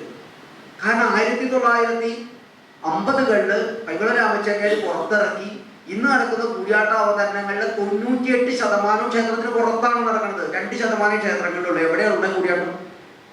ആകെ ഇല്ലാകളില് ഇപ്പൊ ഇവര് നടന്നുകൊണ്ട് കൂടിയാട്ടം കൃഷ്ണ അവിടെ നടക്കുന്നുണ്ട്, വടക്കുനാലിന്റെ അടിയന്തരായോണ്ട് അതാണ് നടന്നു പോകുന്നുണ്ട്, പെരുന്നാലൂരുണ്ട്. 3 ക്ഷേത്രങ്ങളിലെ കൂടിയാട്ടം നടക്കുന്നുണ്ട് കേരളത്തിൽ. ബാക്കിയൊക്കെ പബ്ലിക് സ്പേസിലാണ് നടക്കുന്നത്. എന്നിട്ട് ഇപ്പോഴും നമ്മൾ പറയുകയാണ് കൂടിയാട്ടം ഇങ്ങനെ കൂത്തമ്പലത്തിൽ വെച്ചാൽ മതി, ആളുകൾ കാണണ്ടേ. ആള് കാണാൻ തയ്യാറല്ല, അത് വേറെ വശം. പക്ഷെ കാണാൻ അവസരമില്ലായല്ല, പുറത്താണ് നടക്കുന്നത്. ഈ പൊതുവേദിയിൽ വന്നിട്ടാണ് ഒരു മന്ത്രി, കേരളത്തിന്റെ ഉന്നത വിദ്യാഭ്യാസ വകുപ്പ് പറഞ്ഞൊരു കാര്യമാണ് പറയുന്നത്. അപ്പൊ ഞാൻ പറയുന്നത്, നമ്മൾ ഈ വാദങ്ങൾ വെറുതെ ഉന്നയിക്കല്ലാതെ യാഥാർത്ഥ്യം മനസ്സിലാക്കാതെ വാദങ്ങൾ ഉന്നയിക്കുന്നതിൽ പ്രശ്നങ്ങളുണ്ട്. പക്ഷെ ഞാൻ കൂടി യോജിക്കുന്നു, അധികാരം സമൂഹത്തിലുള്ളതുപോലെ തന്നെ കൂടിയാട്ടത്തിലുണ്ട്. പക്ഷെ പൊതുവെ നോക്കിക്കഴിഞ്ഞാൽ സമൂഹത്തിലുള്ള അധികാരത്തിനേക്കാൾ കുറവാണ് കൂടിയാട്ടത്തിലെ അധികാരം എന്നാണ് എൻ്റെ അഭിപ്രായം. ഈ രണ്ടാമത്തെ ഭക്തിയുടെ കാര്യം പറഞ്ഞു കഴിഞ്ഞാല്, കലയോടുള്ള ഭക്തിയല്ലേ ഞാൻ ഉദ്ദേശിച്ചത്. ഈ ഭക്തി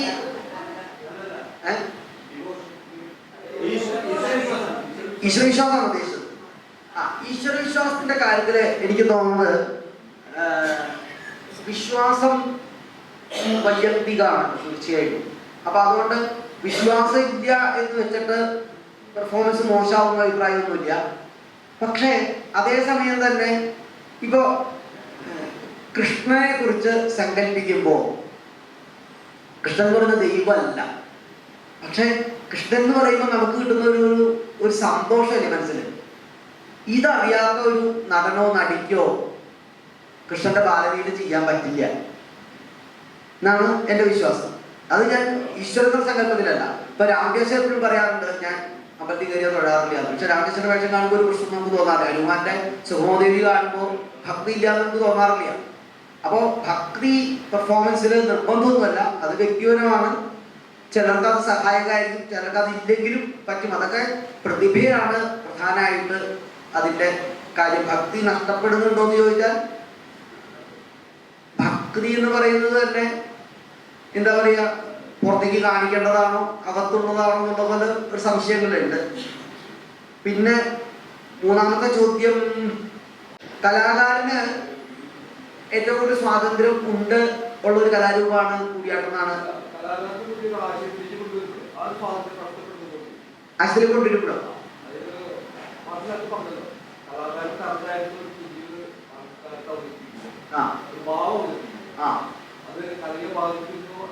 അതെ, അത് ഞാൻ പറഞ്ഞില്ലേ, കൂടിയാട്ടത്തിനെ സംബന്ധിച്ചിടത്തോളം എനിക്ക് തോന്നിയിട്ട് അങ്ങനെ നിയതമായ രൂപം ഇല്ലാന്ന് ആദ്യം ഞാൻ പറഞ്ഞു. നമുക്ക് എന്ത് ആരിങ്ങനെ ആർഗ് ചെയ്താലും തിരിച്ചാർഗ് ചെയ്യാനുള്ള പഴയ സാധനങ്ങൾ വെച്ചിട്ട് നമുക്ക് പലതും ആർഗ് ചെയ്യാൻ പറ്റും. അപ്പോൾ ഇത് വളരെ ജൈവികമായ ഒരു കലാരൂപമാണ്. എല്ലാ കാലത്തും മാറ്റങ്ങൾ വന്നിട്ടുള്ള കലാരൂപമാണ്. എല്ലാ കാലത്തും മാറ്റങ്ങൾ വന്നുകൊണ്ടിരിക്കുന്ന ഒരു കലാരൂപമാണ്. അങ്ങനെ സ്ഥായിയായിട്ട് ഇതാണ് കൂടിയാട്ടം എന്നൊന്നും പറയാൻ പറ്റില്ല. പിന്നെ പലപ്പോഴും പലരും പറയുന്നത് എന്താ വെച്ചാൽ 2 കാര്യങ്ങളാണ്. ഒന്ന്, ഒരു പാരമ്പര്യവാദം ഉള്ളത് കൊണ്ട് അത് ശരിയല്ല. അത് പക്ഷെ ഇതിന് മാത്രമല്ലല്ലോ, കൂടിയാട്ടത്തിന് മാത്രമല്ല, എന്ത് കാര്യത്തിലും നമ്മുടെ നിത്യ ജീവിതത്തിൽ നമ്മൾ എന്തൊരു സാധനം ചെയ്യുമ്പോഴും അത് പ്രശ്നമായിട്ട്, കാരണം നമ്മുടെ ശീലം കൊണ്ട് അങ്ങനെ തോന്നുന്ന ഒരു കാര്യമുണ്ട്. 2, പുതിയ തലമുറയിലുള്ള നടീനടന്മാർ വേണ്ടത്ര ശ്രദ്ധ കൊടുക്കാതെ കണ്ട് ഒരു കാര്യം ചെയ്യുമ്പോൾ സ്വാഭാവികമായിട്ടും അതിനോട് ഒരു എതിർപ്പുണ്ടാവും. ഇപ്പൊ എനിക്ക് തോന്നുന്നത് 2 കാര്യങ്ങളാണ്. ഞാൻ പേപ്പറിൽ പറയണമെന്ന് വിചാരിച്ചാണ്, മറന്നുപോയതാണ്. ഈ എന്ത് ചെയ്യുമ്പോഴും അതിനൊരു സൗന്ദര്യം ഉണ്ടാവണം. പ്രത്യേകിച്ച് കല എന്ന് പറയുന്നത് സൗന്ദര്യ രൂപമായിട്ടുള്ളതാണ്. അപ്പോൾ ഒരു സൗന്ദര്യം കലയിൽ ഉണ്ടാവണം. പിന്നെ നേരത്തെ പറഞ്ഞ ഒരു നിലനിൽപ്പ് ആവശ്യമാണ്, കലാകാരൻ നിലനിൽപ്പ് ആവശ്യമാണ്. പക്ഷേ അതിന് പെർസെൻറ്റേജ് ആണ്, കലാംശം എത്ര, നിലനിൽപ്പിന്റെ അംശം എത്ര. 20% വരെ നിലനിൽപ്പിന് വേണ്ടിയിട്ടും 80% സൗന്ദര്യത്തിന് വേണ്ടിയിട്ടും ആണെങ്കിൽ അത് വലിയ കുഴപ്പമില്ല. നേരെ 80% നിലനിൽപ്പും 20% കലാംശം ആകുമ്പോഴാണ് അത് നമുക്ക് അരോചകമായിട്ട് തോന്നുന്നതെന്നാണ് എനിക്ക് തോന്നുന്നത്. അപ്പോൾ ഞാൻ പറഞ്ഞില്ല, ഇപ്പോൾ ഒരു ആവിഷ്കാരം നടത്തുമ്പോൾ പഴയ കാലത്ത് ഉണ്ടായിരുന്നു, നമുക്ക് മറ്റേ ഗരുഡൻ മോളിൽ നിന്ന് പറന്നു വരുന്നു, അത് പുനരാവിഷ്കരിക്കാൻ പുതിയ ടെക്നോളജി നമുക്ക് ഉപയോഗിക്കാം. പക്ഷെ അതൊരു ക്രെയിൻ അരങ്ങത്തേക്ക് കൊണ്ടുവന്നിട്ട് ചെയ്ത് കഴിഞ്ഞ് കഴിഞ്ഞാൽ നമുക്കത് കാണുമ്പോൾ സ്വാഭാവികമായിട്ട് നമുക്കൊരു കൂടിയാട്ട പോലെ ഫോമിൽ നമുക്ക് അരോചകമായിട്ട് പോകുന്നതിന് കാരണം അതൊട്ടും സ്യൂട്ട് ചെയ്തില്ലാത്തതാണ്. അപ്പൊ അതുകൊണ്ട് ഞാൻ പറഞ്ഞത്, നമ്മളൊരു സൗന്ദര്യം, അടിസ്ഥാനപരമായിട്ട് കല എന്ന് പറയുന്നത് സൗന്ദര്യത്തിന് പ്രാധാന്യം കൊടുക്കുന്നതാണ്. അപ്പൊ അതിന്റെ സൗന്ദര്യാംശം തീർച്ചയായിട്ടും പ്രായോഗികമായിട്ട് ചെയ്യുമ്പോൾ കലാകാരന്റെ സംഘത്തിന്റെ നിലനിൽപ്പിന് വേണ്ടിയിട്ട് കുറെ വിട്ടുവീഴ്ചകൾ നമുക്ക് ചെയ്യേണ്ടി വരും. അതിന്റെ ഒരു പെർസെൻറ്റേജ് എത്രയാണെന്നുള്ളതാണ്. 20-80 ആണെങ്കിൽ കുഴപ്പമില്ല, 30-70 വരെ ആവാം. പക്ഷെ 80% നിലനിൽപ്പ് 20% സൗന്ദര്യമാണ് കഴിഞ്ഞ് കഴിഞ്ഞാലാണ് അത് പ്രശ്നമായിട്ട് തോന്നുന്നത്. ക്ലിയറായി പോകുന്നു ഞാൻ പറഞ്ഞത്. ആധുനിക നാടകവേദിയോട് മത്സരിക്കാനാണെങ്കിൽ നമുക്കൊന്നും ചെയ്യാൻ പറ്റില്ല എന്നൊരു പ്രസ്താവന പറഞ്ഞു. അപ്പോൾ അതിൻ്റെ ഒരു ക്ലാരിറ്റിക്ക് വേണ്ടി ചോദിക്കുകയാണ്. അത് 2 തരത്തില് പറഞ്ഞ സമയത്ത് കൂടിയ ഒരു കാര്യം കൂടി കൂട്ടിച്ചേർത്ത് അത് കുറച്ചുകൂടി വ്യക്തമാണെന്ന് തോന്നുന്നു. നാരായണ മാഷ പേപ്പറിൽ നാരായണ മാഷ് പറഞ്ഞു, അതായത് അമൂർത്തമായ സൗന്ദര്യത്തിൻ്റെ ആത്മാംശങ്ങൾ ഒരു പക്ഷേ കാലത്തിന് മുമ്പേ കണ്ടെത്തിയ ഒരാളാണ് ഉണ്ണായി വാര്യർ. അപ്പൊ പ്രേമാനുരാഗിണി എന്നുള്ള ഒരു ഉദാഹരണം പറഞ്ഞു. അപ്പൊ അവിടെ എനിക്ക് തോന്നിയൊരു സംശയം ഇതാണ്. അപ്പൊ നേരത്തെ പറഞ്ഞ കൂടിയാട്ടത്തിൽ അങ്ങനെ ഒരു സൗന്ദര്യം ഇല്ല, കൂടിയാട്ടത്തിലെ സൗന്ദര്യം ശരീരനിഷ്ഠാണെന്നും മാഷ് പറഞ്ഞു. അങ്ങനെ ആവുമ്പോൾ നേരത്തെ പറഞ്ഞ ഈ പറഞ്ഞ ആധുനിക നാടകവേദിയോട് മത്സരിക്കാൻ പറ്റില്ല എന്ന് പറഞ്ഞ എന്ത് അർത്ഥത്തിലാണ്? അങ്ങനെയാണെങ്കിൽ ഇപ്പോ കടാക്ഷ വീക്ഷണ സുഖം എന്ന ഒരു പ്രയോഗം ഇപ്പുറത്ത് അർജുനൻ അത്രയും അമൂർത്ത സൗന്ദര്യത്തിന്റെ മൂർത്താവിഷ്കാരമായിട്ട് നടത്തുമ്പോൾ അതിനിപ്പുറത്ത് വിദൂഷകനെ വെച്ചുകൊണ്ട് കൂടിയാട്ടം നടത്തുന്നത് സത്യത്തിൽ ഇന്നത്തെ നിലയ്ക്ക് തിയേറ്ററാണെന്ന് മനസ്സിലാക്കിയില്ലെങ്കിലും തിയേറ്ററിന്റെ വളരെ സങ്കീർണമായ, ഒരുപക്ഷെ ആധുനികമായ ഒരു തലത്തിലെ നളചരിതത്തിലെ സൗന്ദര്യത്തിന്റെ പ്രേമാനുരാഗിണി എന്ന പ്രയോഗത്തിൽ നിൽക്കണുള്ളൂ എങ്കിൽ അതിനൊരു മറുവശം ഉണ്ട്, ഞാൻ ഇവിടെ പറയില്ല എന്നേ ഉള്ളൂ. ശോഭാരംഗമുള്ളത് എവിടെ പോയി?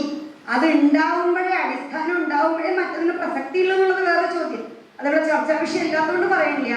പക്ഷെ വിദൂഷകനെ പോലെ ഒരു കഥാപാത്രം വന്നു നിന്നിട്ട് അതും നാടകത്തിലെ വിദൂഷകൻ ചെയ്യുന്നില്ല. എത്രയോ തലമുറ നടന്മാരായിട്ട് സോക്കോൾഡ് സൗന്ദര്യം എന്ന് പറയുന്ന ഒരു കൺസെപ്റ്റിനെ തിരിച്ചിട്ടും മറിച്ചിട്ടും ചിരിക്കുന്ന ഒരു തിയേറ്റർ, അത്തരത്തിലൊരു തിയേറ്ററിനെ എത്രയോ കാലം കഴിഞ്ഞിട്ടാണ് ആധുനിക നാടകവേദി കണ്ടെത്തിയത്. അപ്പൊ അങ്ങനെ നോക്കുമ്പോൾ കൂടിയാട്ടത്തില് ആധുനിക നാടകം ചെയ്ത് അവരുടെ ഒപ്പം പിടിച്ചു നിൽക്കാൻ പറ്റില്ല എന്ന് പറഞ്ഞതിനെ ഒന്ന് വിശദീകരിക്കാമോ? ഞാൻ ആ അർത്ഥത്തിലല്ല അത് പറഞ്ഞത്. ഞാൻ പറഞ്ഞത് നിങ്ങൾക്ക് ഒരു ആധുനിക കാലത്തുണ്ടായ ചില സിദ്ധാന്തങ്ങളെ എസ്റ്റാബ്ലിഷ് ചെയ്യാനായിട്ട്, ഇപ്പോൾ സ്ത്രീ പ്രശ്നങ്ങൾ അല്ലെങ്കിൽ ദളിത് പ്രശ്നങ്ങൾ, ഇതൊക്കെ അവതരിപ്പിക്കാൻ കൂടിയാട്ടത്തേക്കാൾ കുറേ കൂടെ ശക്തമായിട്ടുള്ളത് സമകാലിക നാടകവേദിയാണെന്നാണ് ഞാൻ പറഞ്ഞത്. അല്ലാതെ കൊണ്ട് കൂടിയാട്ടത്തിന് തിയേറ്റർ ഇല്ലാന്നോ അല്ലെങ്കിൽ തിയേറ്ററിന്റെ സാധ്യതകളില്ല എന്നുള്ള അർത്ഥത്തിലൊന്നുമല്ല. പക്ഷെ ഈ പ്രശ്നങ്ങളെയൊക്കെ അഡ്രസ് ചെയ്യാൻ ഒരു പക്ഷേ കൂടിയാട്ടത്തേക്കാൾ എളുപ്പമാണ് സമകാലിക നാടകവേദിക്കെന്ന് ഞാൻ പറഞ്ഞതിന് അർത്ഥമുള്ളൂ. എന്തായാലും 5 മിനിറ്റ് 15 മിനിറ്റിലേക്ക് ഒതുങ്ങി വരികയും ഏതാണ്ട് 1.5 മണിക്കൂർ താഴെ വിഷയത്തെ അധികരിച്ചും വിഷയത്തിനെ അതിക്രമിച്ചും നിന്നുകൊണ്ട് കൂടിയാട്ടത്തിൻ്റെ ഇന്നത്തെ സീനിയർ മോസ്റ്റ് കലാകാരന്മാരിൽ എന്തുകൊണ്ടും അരങ്ങിലും ഭാഷണത്തിലും വാക്കിലും ഒരുപോലെ വിളങ്ങുന്ന മധുവേട്ടന് കഥകളി ക്ലബിൻ്റെ പേരിൽ, സുവർണത്തിൻ്റെ പേരിൽ ഹൃദയത്തിൽ നിന്നുള്ള നന്ദി സൂചകമായി സന്തോഷവും നന്ദിയും രേഖപ്പെടുത്തുന്നു. ഒപ്പം ഇതിൻ്റെ സുവർണത്തിൻ്റെ മുദ്രണം നൽകുന്നതിലേക്കായിട്ട് CM നീലകണ്ഠൻ സാർ എത്തിയിട്ടുണ്ട്. ഒപ്പം പ്രദീപ് നമ്പീശനെ ക്ഷണിക്കുന്നു മുദ്രണം നൽകുന്നതിലേക്കായിട്ട് സ്വീകരിക്കുന്നതിലേക്കായിട്ട് മധുവിനെ ക്ഷണിക്കുന്നു.